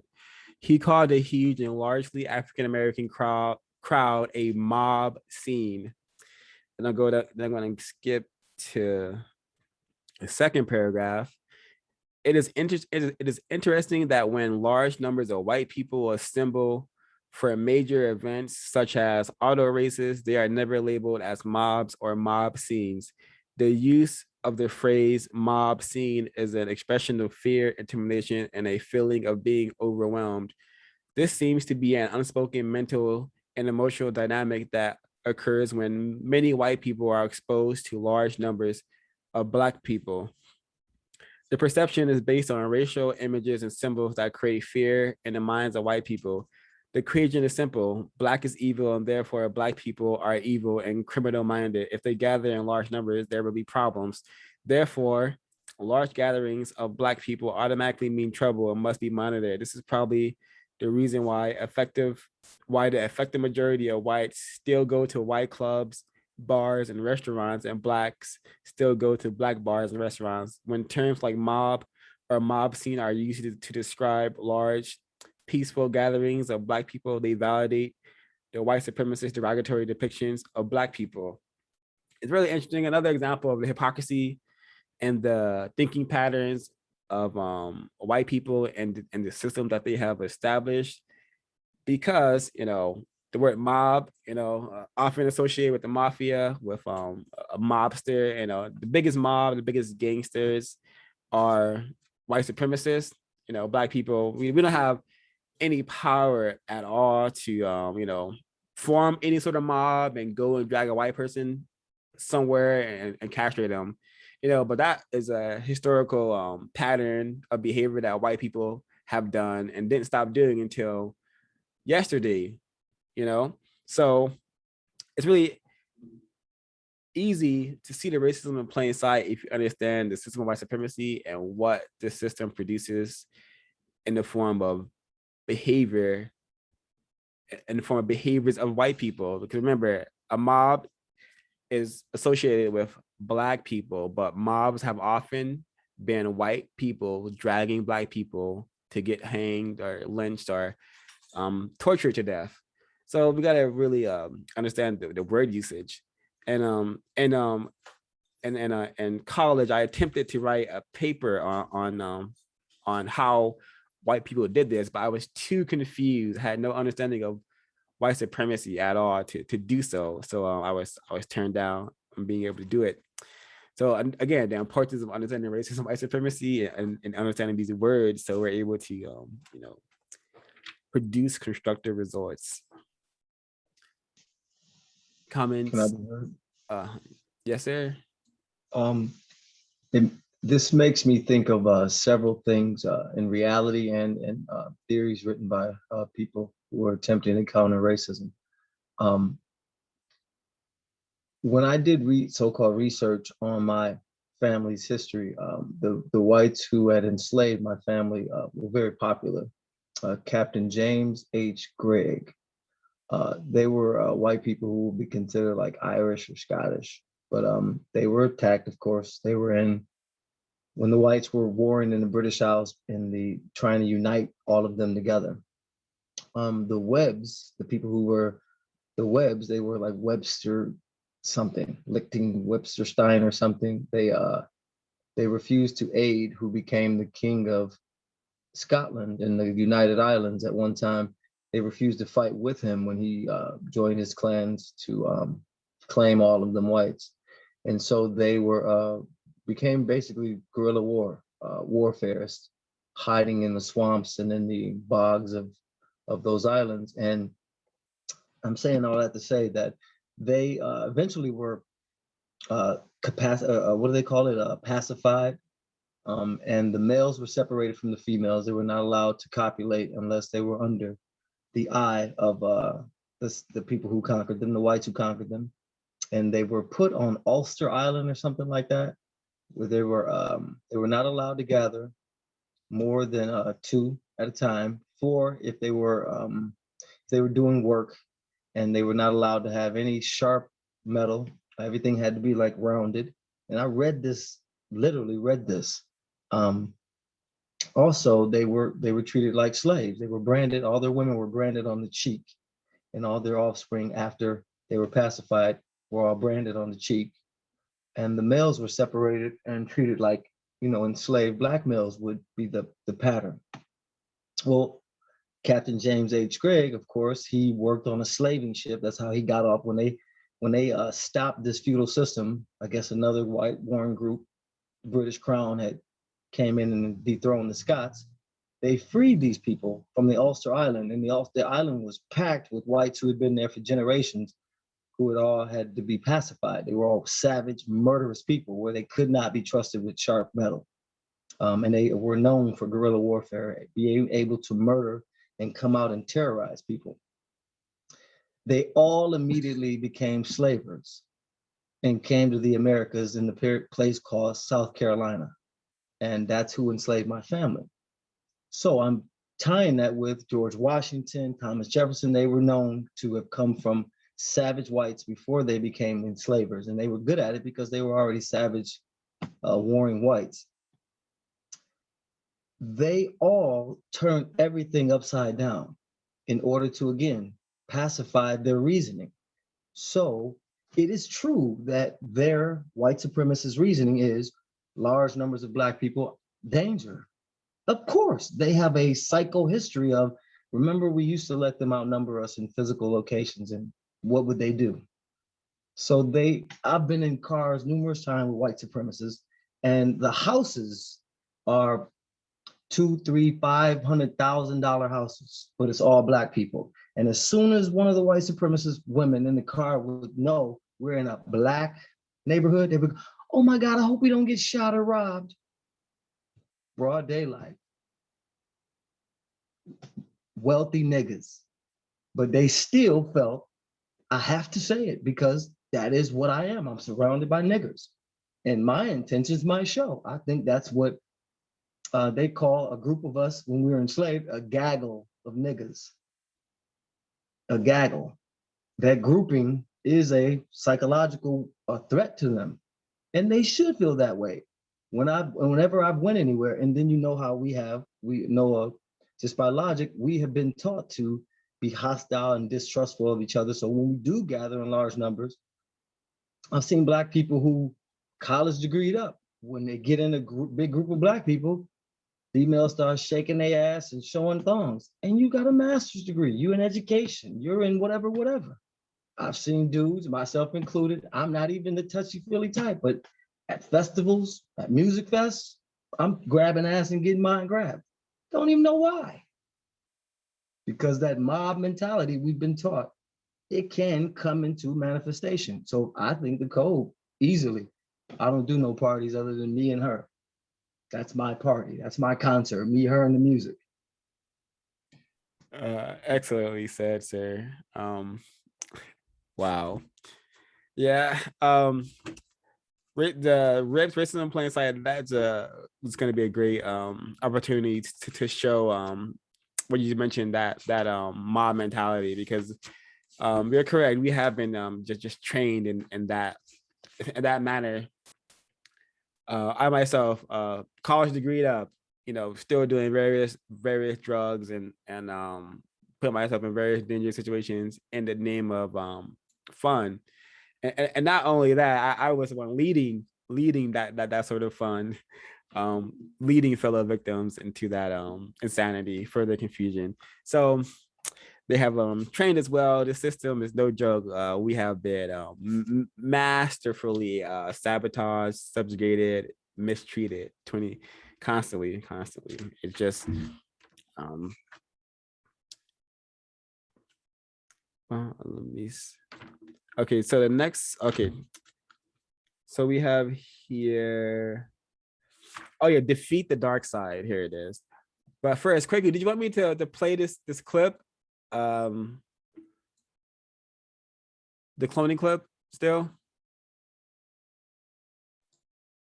Are you asking me? Uh-huh. Oh no, it's fine. All right. Okay. So continuing, we have page 41. The code phrase here is defeat the dark side. And it's not, watch any collection.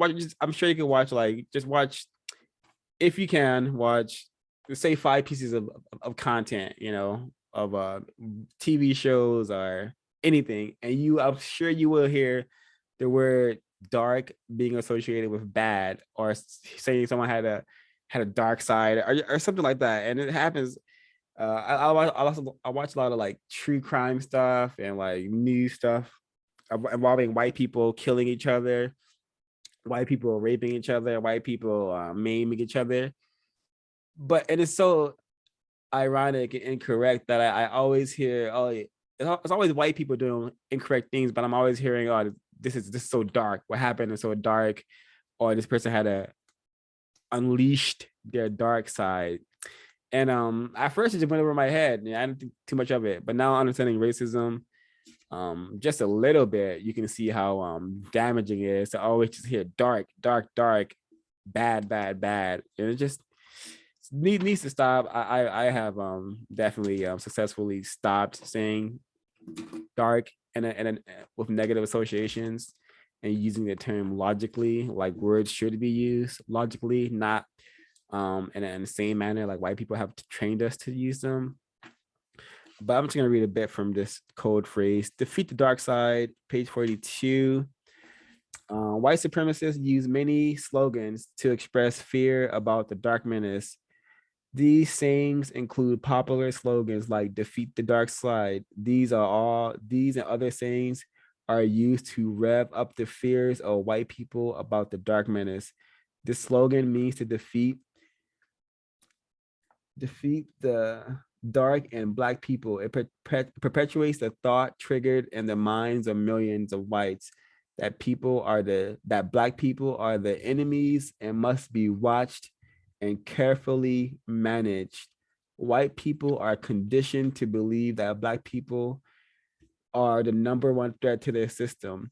The white supremacists will use the least obvious method of communication to send a race-based coded message. Who would ever look for hidden racial messages in adventure-filled stories that are as American as apple pie? Yet this is one of the first places to look when decoding race-based information. And this last sentence is so important. I'm just gonna read it again. Whoever will look for hidden racial messages and adventure-filled stories that are as American as apple pie.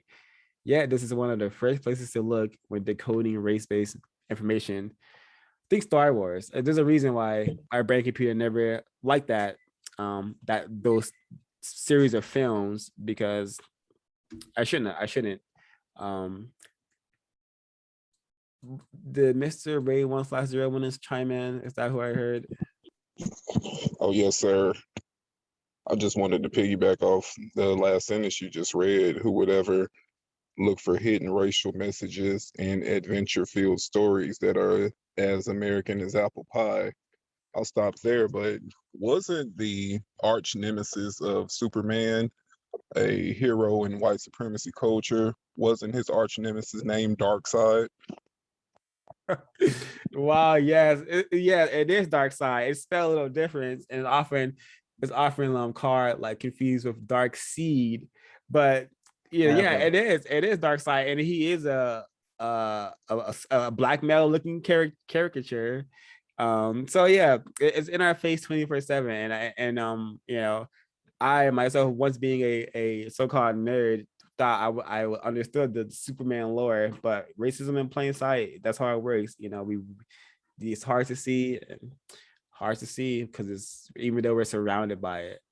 Mr. Fire? I have a counter racist story real quick about this, how they use the word black and how they right in our face practice racism. So I went for a short trip with a victim of racism who has a white parent who he still has a sexual relationship too. So he's very confused. So I was like, oh, I'm gonna test some counter racist theories. I know we're supposed to, some have a code of leave them in the field. They just been shot and and they don't keep pressing forward. But so I'm with him, and of course he tries to like sneak me around white people. So he's like, let me go over to my friend's house, but he's talking about him like, that's my dog. Ways that we talk about each other as black males. So I'm like, all right, cool, we're gonna go to this dude's house. I'm thinking it's a black dude. Of course, it's a white dude. The white supremacist wife comes out, and not even 20 minutes, they're talking business, and she's like, oh, Mike asks about the daughter, and the daughter, her mother immediately, she's with this no good thug, ex-con, filthy drug dealer. He's just a user. He has sex with all these girls. He's filthy, foul, everything but nigger. And I said, that's interesting. Your daughter. Wow. Is he black? Yeah. But you know, I'm not racist or anything. He's just his family, and they're all. And I said, how could you raise somebody to be attracted to that? I said, just like you, ma'am, your daughter sees all over the world, like you said, these low degraded people, but she wants to have sex with him? I understand, ma'am. It's tragic. Dead silence. She stopped all the insults immediately, and her husband said, that's exactly what I told her. It's her fault. She doesn't have to be with him. Then the wife says, he's one of those, you know, pitch black, purple black, blue black, you guys call it. I said, you mean beautiful, crystal, God black? Like black like God? Again, cut her head off. So I didn't curse, I didn't get hostile. Dead. She didn't say another thing for the next 20 minutes while we were standing outside, finishing the business talking with her racist husband. And it was in front of my homeboy who got a white parent. How could your father reach so low? What the fuck wrong with him?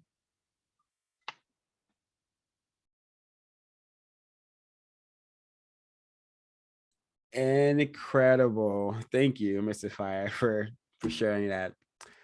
Very insightful story. Also an example of ultimate Black self-respect and like example of practicing counter-racist experiments. Oh, I was scared as hell. Oh. And I'm not, I don't consider myself a scary guy, but my heart was like, if I say this, Dr. Frances Cresswell was like, you mean Crystal God Black?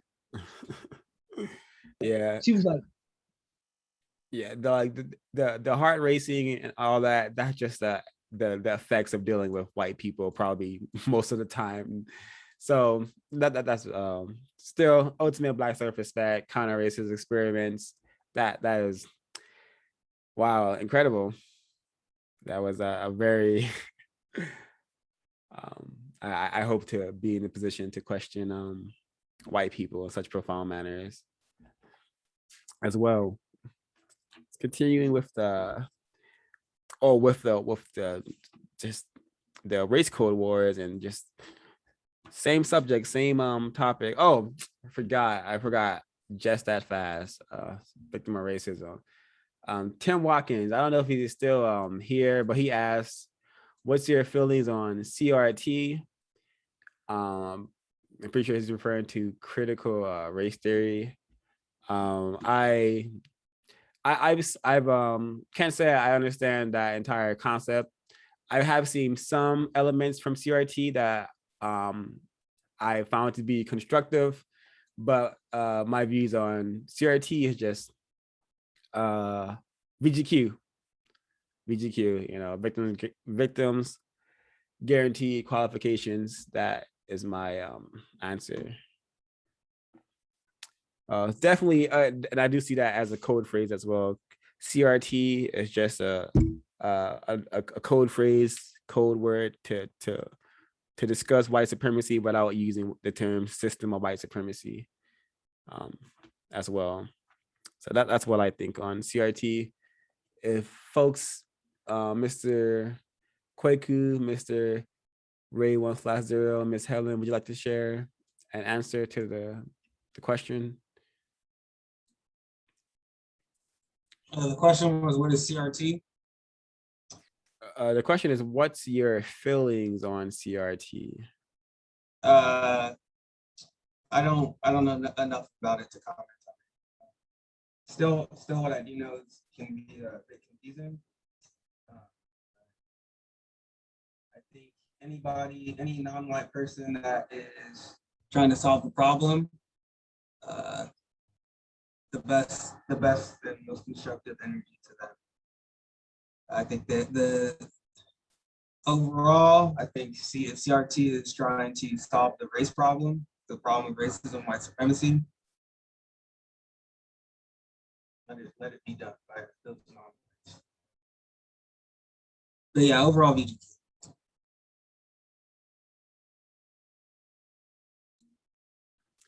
Alrighty, and I will take the silence as that is the only answers we have. Yeah, I wanted to talk about the other word in here, the sub-Saharan. Oh yeah, I have comments on that. Let me knock out this this dark continent first because it's right before that one. Actually, I have a little bit on the Black Plague in the Dark Ages. Oh yeah, yeah. Let me. No, you go ahead. You go ahead. Please share the Black Plague. I don't have any notes on the Black Plague code word. So in the text, he talks about the Black Plague in the Dark Ages and how the AIDS situation in Africa has been linked with that.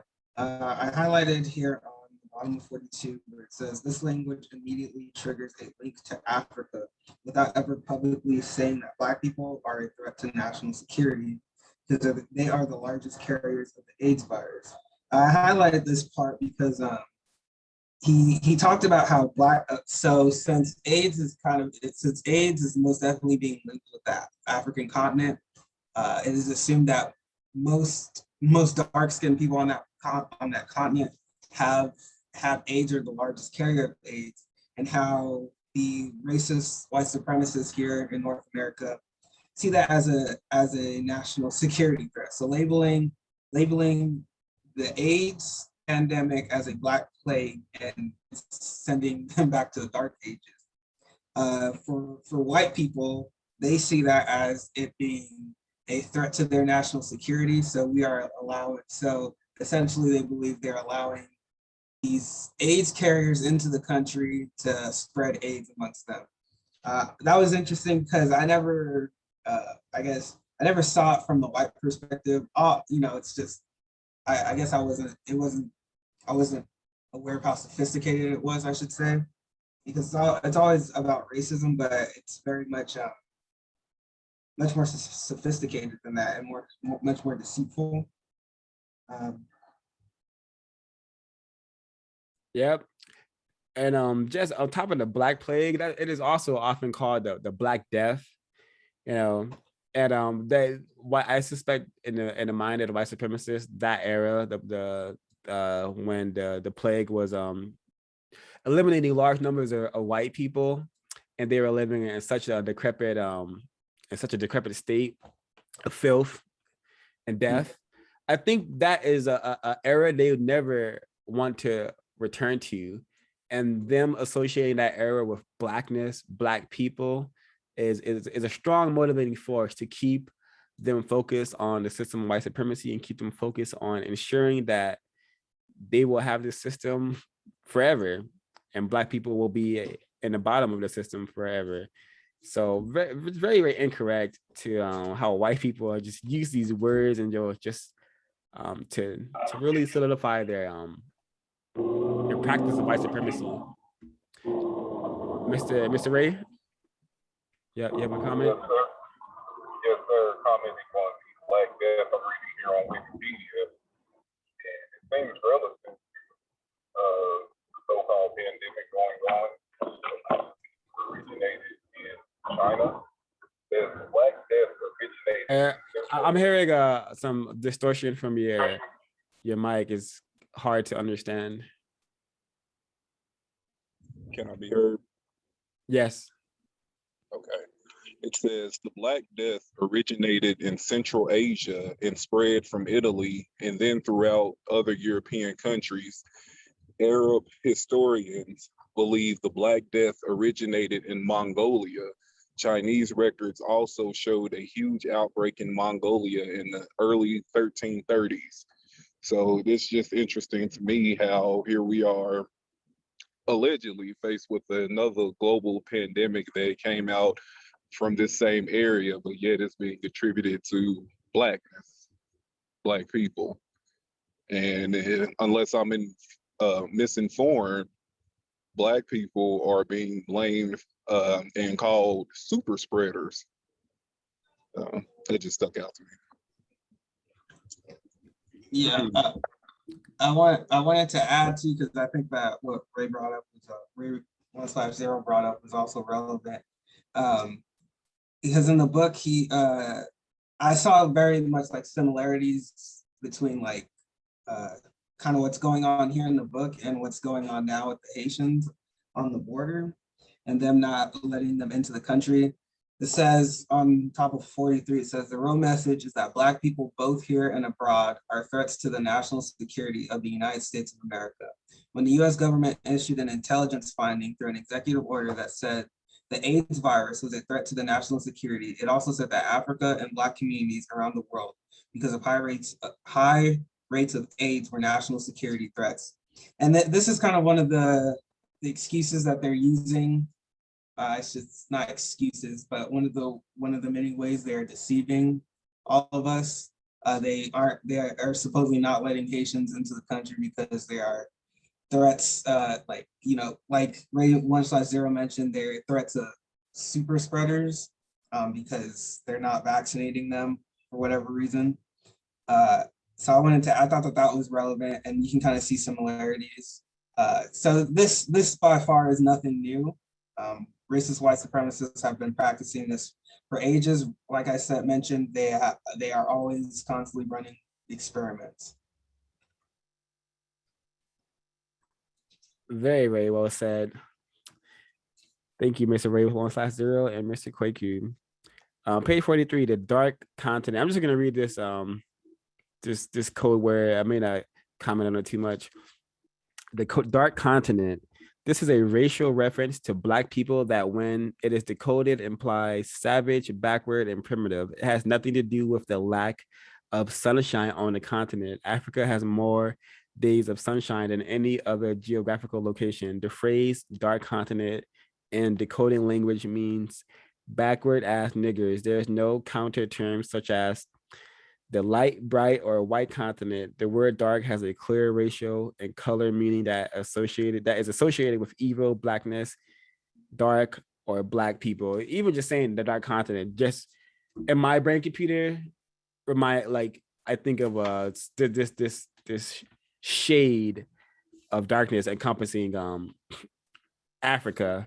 And I don't think my brain should be having thoughts like that. So it's, white people have done a number on us with these words. And now we are, I'm at the sub-Saharan nation. I'm just gonna play a little bit of this clip and then read my some notes from this code phrase, sub-Saharan nations. And so, hold on one moment, 1 second.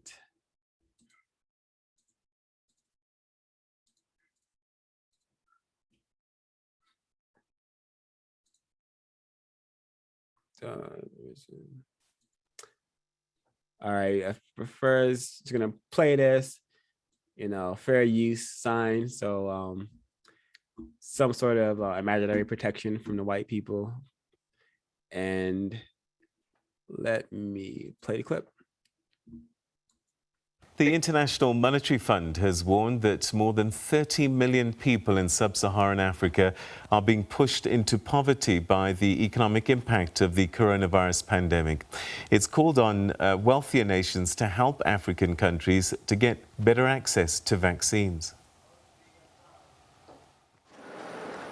Sub-Saharan Africa is set to record the slowest growth of any world region this year, the International Monetary Fund has said. That's as the region struggles to bounce back from a downturn triggered by the global health crisis.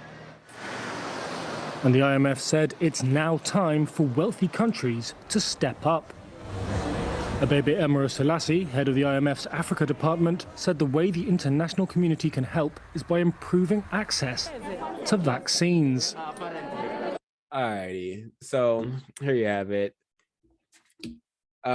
If we were to watch the majority of this, you would just see just more images of just the area of the world known as Africa, and a really sad state. And this is because white people have long orchestrated this reality. I think it's Walter Rowney, How Europe Underdeveloped Africa.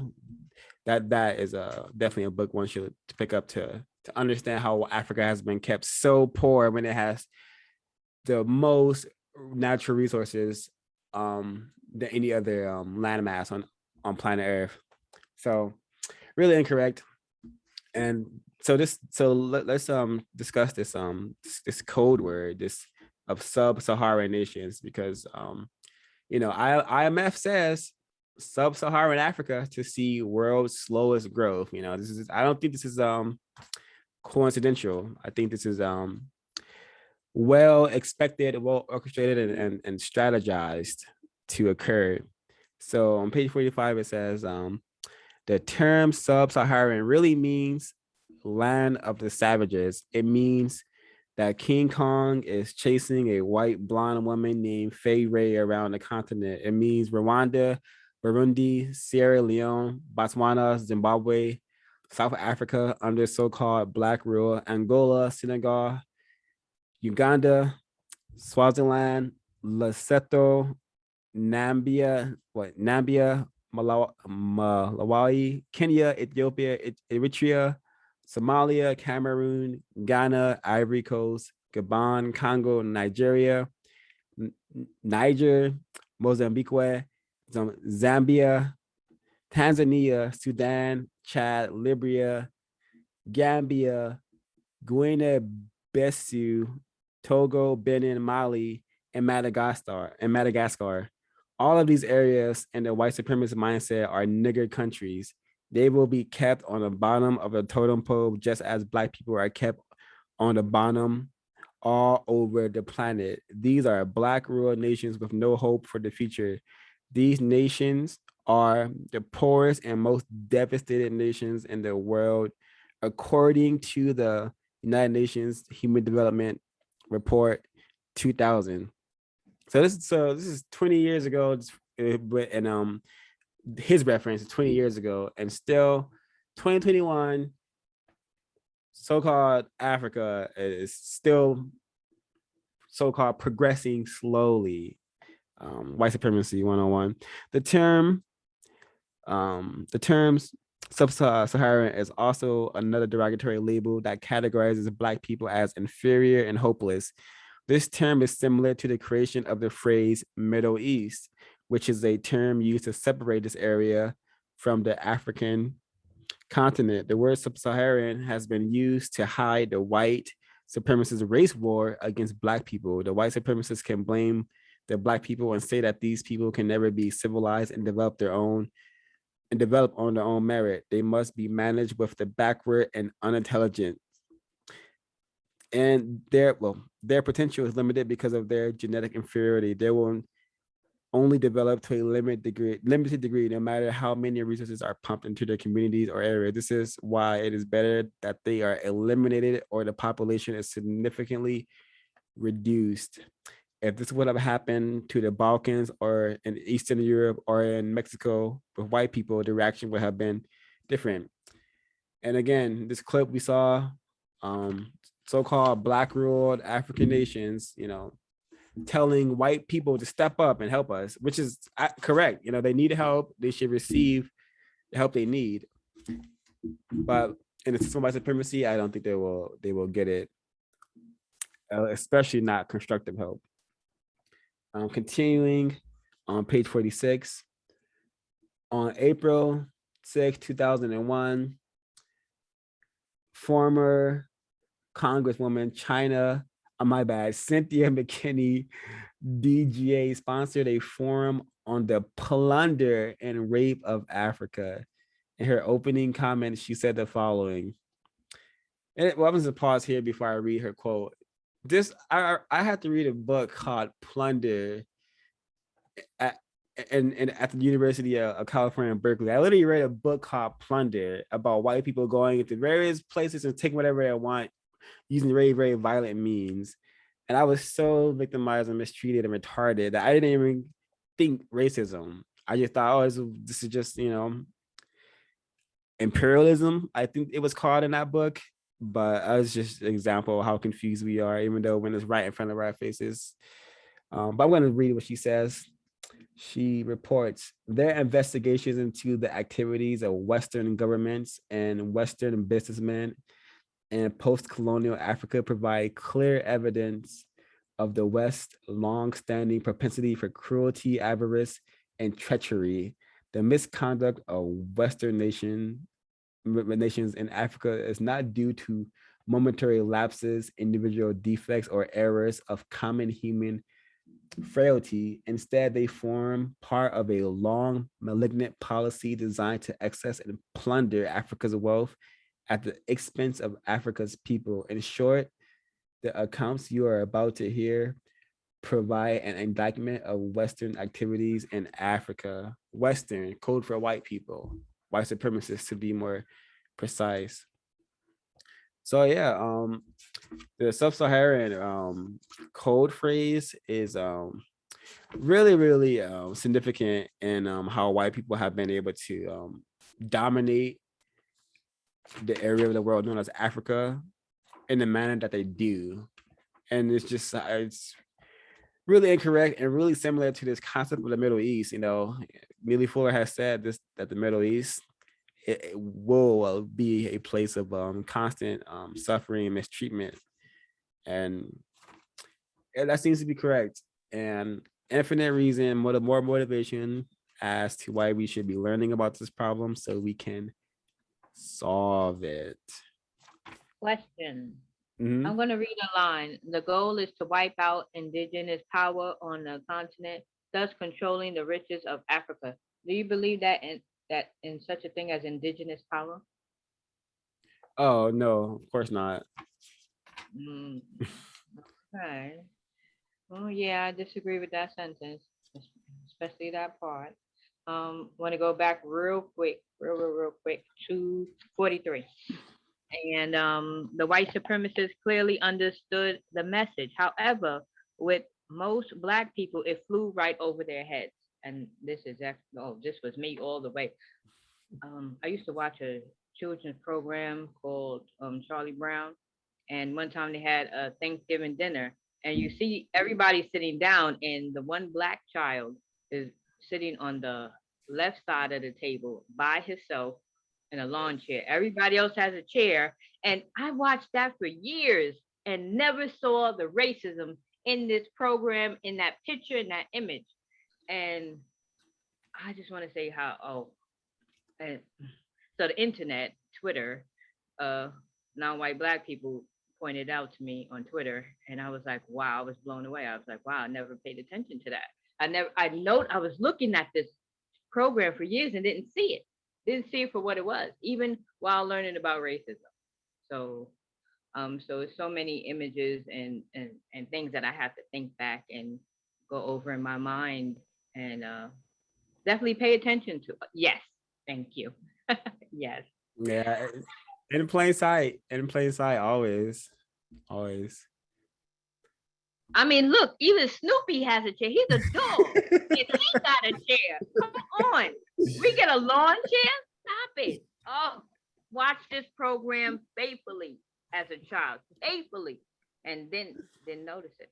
Didn't understand what I was looking at. Yeah, that is how the system operates. We often see, but we do not understand what we are seeing. Okay, so I do have one more clip to play. Let me get that warning up again, because I don't want white people disabling victims of racism from receiving this information. So yeah, fair use. This is news. You should want people to see this stuff. All right, and fight for your cause. Well, that's fair use. All right, so I'm gonna go ahead and let this clip play a little bit. marches planned across the country. This comes after Texas passed one of the most restrictive abortion laws in the country without any resistance from the Supreme Court. Let's go to NBC's Stephanie Stanton. She's at one of those rallies in Austin, Texas for it. Stephanie, welcome. What are you hearing from the participants there? How strong is the passion?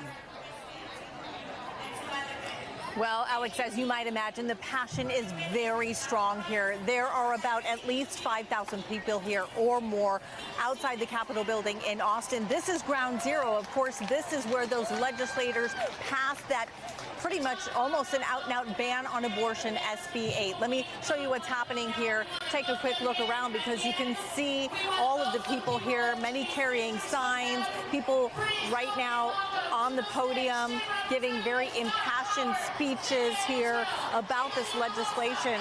This legislation was passed more than a month ago on September 1st. It prevents abortions once there is a heartbeat, and that is usually at the 6-week mark. And as we know, that is before most women even know that they are pregnant. And today, people here, activists, organizers, musicians, citizens have come here, we are told, from all across the country. And I did have a chance to talk to the organizer, Kim Taylor, earlier this morning. She tells me that this is not representative of most Texans. She says that 87% of Texans, in her estimation, do not support SB 8 and that it was pushed through by pretty much the minority GOP Republicans in power here. And we had a chance to talk to some of the All right, I think that may be enough information to regarding this broadcast. But yeah, this has been a constant debate and battle amongst white people, like their right to have abortions, to eliminate just to stop the process of having the giving birth when they become impregnated. So this has been a long time discussion amongst them. And we should understand that it's because we live in a system of white supremacy where the global minority, who are people classified as white, they have also often to struggle with their numbers because they need white people to maintain white supremacy. So they don't like the thought of white women like eliminating white babies. It doesn't make sense in a business of white supremacy, which is why they are constantly making it harder for white people to have abortions, or they're constantly having this debate. And it's because white people, some are aware that, hey, we need our numbers. You know, they have the 14 words, we must secure a future for white children, something like that. They have that as their motto for a reason, because this is a numbers game. And I'm interested in this concept of abortion because I'm suspecting that some white women may be aware of the importance of not aborting white babies, but some of them may want to have fun. You know, they may want to have fun with some non-white people, and just in case they may get pregnant by a non-white person, they want the ability to abort the child. I suspect, you know, that could be a reason why a lot of these women are pushing this, are pushing back on this. And also, abortion has been long used to diminish the Black population, population tailoring. There's various Planned Parenthoods in so-called Black neighborhoods, and when Black people go there, they are often encouraged to abort their offspring at the slightest sight of this person having any doubts or second thoughts about having a child. I don't recommend bringing any person into the system of white supremacy without a clear understanding of what this offspring is going to be spending like the first 18 years of their existence doing. But yeah, that's all. I don't really. There's a ton of stuff here on abortion. I didn't highlight any of it. So did the folks have some highlighted from this part they want to share? I had some comments on this portion. One thing that I have seen, well, not, it doesn't really have to do directly with the book, but indirectly with the book. But one thing that I've seen a lot with regarding like abortion is a lot of times these like news reels, it'll start off with that. But you know, the white woman's up there saying that, talking about if I had a baby, women who were raped need to have access to an abortion, right? And it reminds me of kind of like, you know, what when white females are going out trying to have fun with these non-white males, and they end up getting pregnant, and then they say, oh, he raped me. They still want to have the ability and the access to have an abortion after that. So I thought that was very interesting. But overall, like this whole abortion thing, it's like I like the argument that he brings, and like the kind of like the light he sheds on the kind of the perspective that he brings to it when he says, you know, two sides of the same coin. Really, they're just talking about how they're going to control population rate, birth rates, population rates, birth control for the non-white people. It's still I wouldn't say it's very confusing. That very part is obvious. So I kind of wanted to know, like, you know, is abortion bad or is it good? I don't really think that's like a question, really, you know, to at least to the people who are coming up with these laws. They just want to control the population. So when they start restricting abortion, they start making tougher laws. For white people, I'm assuming they don't want white people to kill their white babies. But for Black people or the non-white people who are looking for abortions, they can care less about that. If you break the law, you're going to go to jail. So it's a win-win for them. If you have a baby, if you're a Black person, you have a baby, that baby will most likely be a slave under the system. If you seek out an abortion, we have reason to put you, legal reason to put you into greater confinement. So it's a win-win for them. I was also looking up abortion around the time like Trump was kind of getting elected, because that was a time when abortion kept coming up. It always comes up when like presidential runs are coming. But I found out that they said that Black people in America have had more abortions than they have had live births. So the population control, the birth control is definitely working. I guess who's it working for? You know, I think it's always going to be working for the racist white supremacists, because whatever you choose on the side of abortion, they're going to win. So those are my comments. Ray all said, yeah, this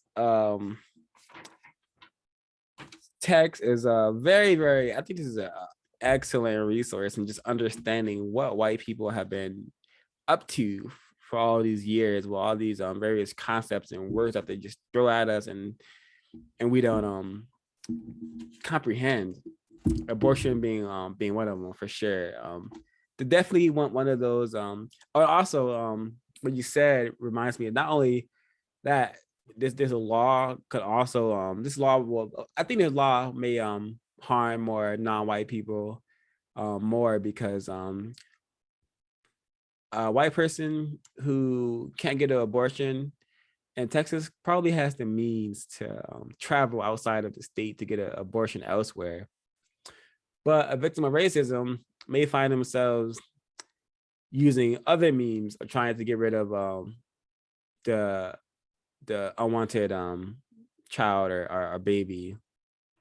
And these other methods can sometimes result in a lot of harm to that victim. So this is again, racists playing all angles and expecting various results, all the results non-constructive and harmful towards non-white people, I suspect.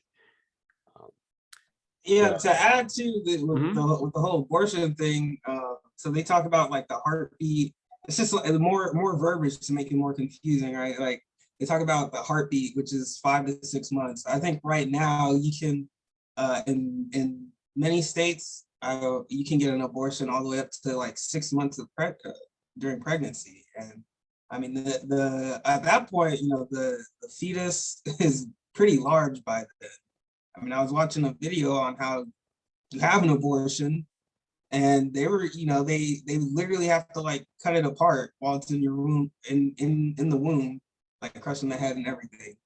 Very sick things going on, but it's just kind of like I don't know. I mean, I don't know everyone's circumstance, but I don't know who would need an abortion at 6 months. You know. That seems interesting, and I feel like there's something there, but I'm not entirely sure.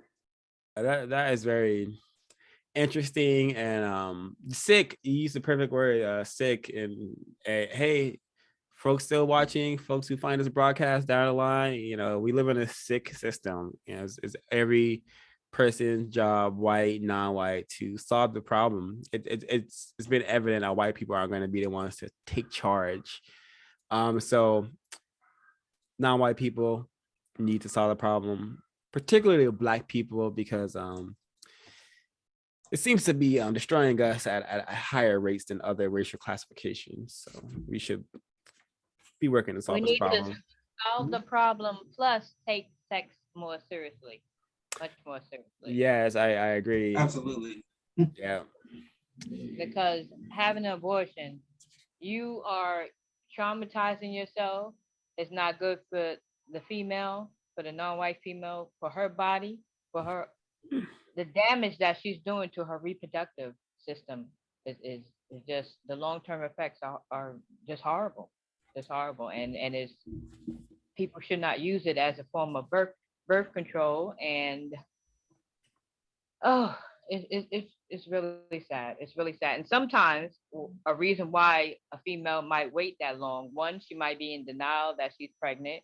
Two, I've heard that they wait until the baby's bigger so that the doctor could see it more better, if I could use that term. Because if you do it when the baby is like 1 week or 2 weeks or 3 weeks or whatever, it's so small, sometimes they don't get all of it out. It's just a traumatizing, horrible, it's, I can't even explain it. It's devastating. It's just really bad. Just take sex more seriously. Don't play around with it. Don't play around with sex. Well said. Very. Yep. Constructive advice. When you play with sex, the joke is on the offspring, or the joke is on the offspring, and we have just too many victims who are confused. And if we're bringing more victims to this planet, they need to be well planned out soldiers in the war against white supremacy. The final code word to I didn't even have notes on it because it's such a short definition, short decoding of this word. I'll just give it a read, and then we could go into closing comments if folks don't have any other notes to share. And please, folks on the stream, like, share this. My account, this YouTube account, is nigger banned. You may be familiar with the term shadow ban, but I like to use the truth. I am nigger banned. This content is highly just locked away and hard to get out. So please like and share this content so victims can perhaps find it. Victims who may be looking for this sort of content. But the final word here is affirmative action from page 50. The concept of affirmative action began as a corrective approach to racism in education, employment, and other areas. In the early days of affirmative action, it was used as a process to achieve limited compensatory relief. The objection was to produce justice for victims of injustice. However, in recent years, the term has become a code word for giving something for nothing to Blacks. And therefore, affirmative action is viewed as a sort of Black welfare handout program. It has become a trigger word to signal that Blacks are getting something they have not worked for or honestly earned. It has been used to rally white interests against Black people. In reality, the greatest beneficiaries of affirmative action programs have been white females, the, the true queens on planet Earth, white females. So yeah, I thought this is definitely something victims should know. I have had this concept of affirmative action thrown at me by white people before when I was more confused. So that's fun. So yeah, that's all. I'm just gonna skim through the chat to see if I miss anything. Sour kiss, fair use, white use. Yep, that is correct. Yeah, I hope I am given the ability to use this white material. Comments, questions from the folks? My last comment just on affirmative action. I have seen that word used a lot. I can see why it made it on this list of trigger words, but I've seen it almost exclusively used when you're talking about Black people, even though studies show that white females benefit from it the most. But usually when that word is being used, it's almost always talking about Black people, and it is usually being used as like as a kind of this affirmative action exists now, so that means racism doesn't exist anymore. How can racism exist if affirmative action exists? And that's usually how the racist white supremacists use it, kind of as a way to deceive and confuse the many non-white population, the big non-white population, deceive them into thinking that racism doesn't exist anymore. But yeah, that's the only comment I had on affirmative action. I don't have any more comments. The code word is so interesting because let's decode it further. Affirmative means agreeing with or consenting to a statement or request. Supportive, hopeful, or encouraging. Action, getting stuff done, doing something. So, if this really were to be constructive for Black people, that would have been constructive. If it actually was a supportive action towards Black people to produce justice, it would have been constructive. But white people are the masters of playing at producing something that was maybe once upon a time meant for Black people, but they know how to just come in and just not even meant for Black people. If it meant for non-white people in general, they know how to just come in and infiltrate it and take it over, as white females have done with this affirmative action concept. I'm reminded of the $5 Indian concept of how during the earlier stages of white supremacy, when they were still dealing with the so-called Native Americans, how they started giving various trinkets and tokens to Native Americans, and then white people would pretend to be Native Americans to receive said trinkets and resources from white people. So this is just what they do.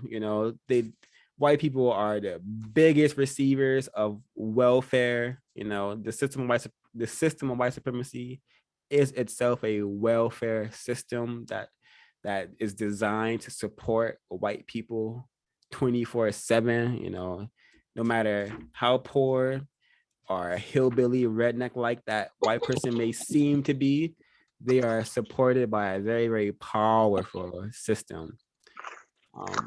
Yeah. Any will folks like to get us started on closing comments? I think that during President Trump's while he was in office, there was talk. I could be wrong. I could be mistaken. My memory could be bad, But I could swear there were talks of eliminating affirmative action and people being in an uproar. But maybe my memory might be failing me. Well, yeah, that's my closing comment. Sounds about right. My closing. Oh, go ahead, Mr. Quickly. Sorry. I was for my closing comment. Right now, when you give the definitions for affirmative action, it seems like it can be decoded as supporting the action of helping Black people, which for me is like when a white person says that, oh yeah, I support the action of helping Black people, but I'm not going to stop practicing racism. That's silly. But constructive business meeting as always, as usual. Looking forward to the next discussion. Thank you everybody for your contributions. Don't forget to like, subscribe, and share. Also, make sure you visit producejustice.com and make sure you get the book as well, Race Code War. And join the discussion. Thank you, Mr. Kwaku. Mr. There we go. A very constructive business meeting. This book, this group, this channel, all serves a constructive purpose for which I'm very grateful for. And 05, I wanted to piggyback. The system of white supremacy is a welfare system. For me, welfare would be the wellness of whites. So, yes, indeed, constructive business meeting. Thank you. Thank you, Mr. Ray 150, Mr. Kwaku, for your closing comments. And yeah, I agree. Special thanks to shout out to Mr. Fire Tablet. I don't know who sent him the link, but I'm glad he found himself in here because he had a lot of constructive information to share, and his perspective on the system was very, very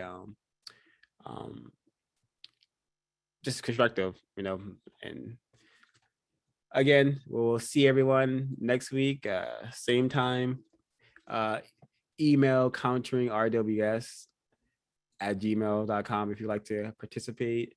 There will be an uploading of this particular broadcast in the official format. So please like that video and comment on that video as well, and share it if you have the will. I know this content is looked down upon in the system of white supremacy, because when you present information and truthful information like that, it's like this, it's been everyone's been programmed to have an animosity or incorrect reaction to it, to say the least.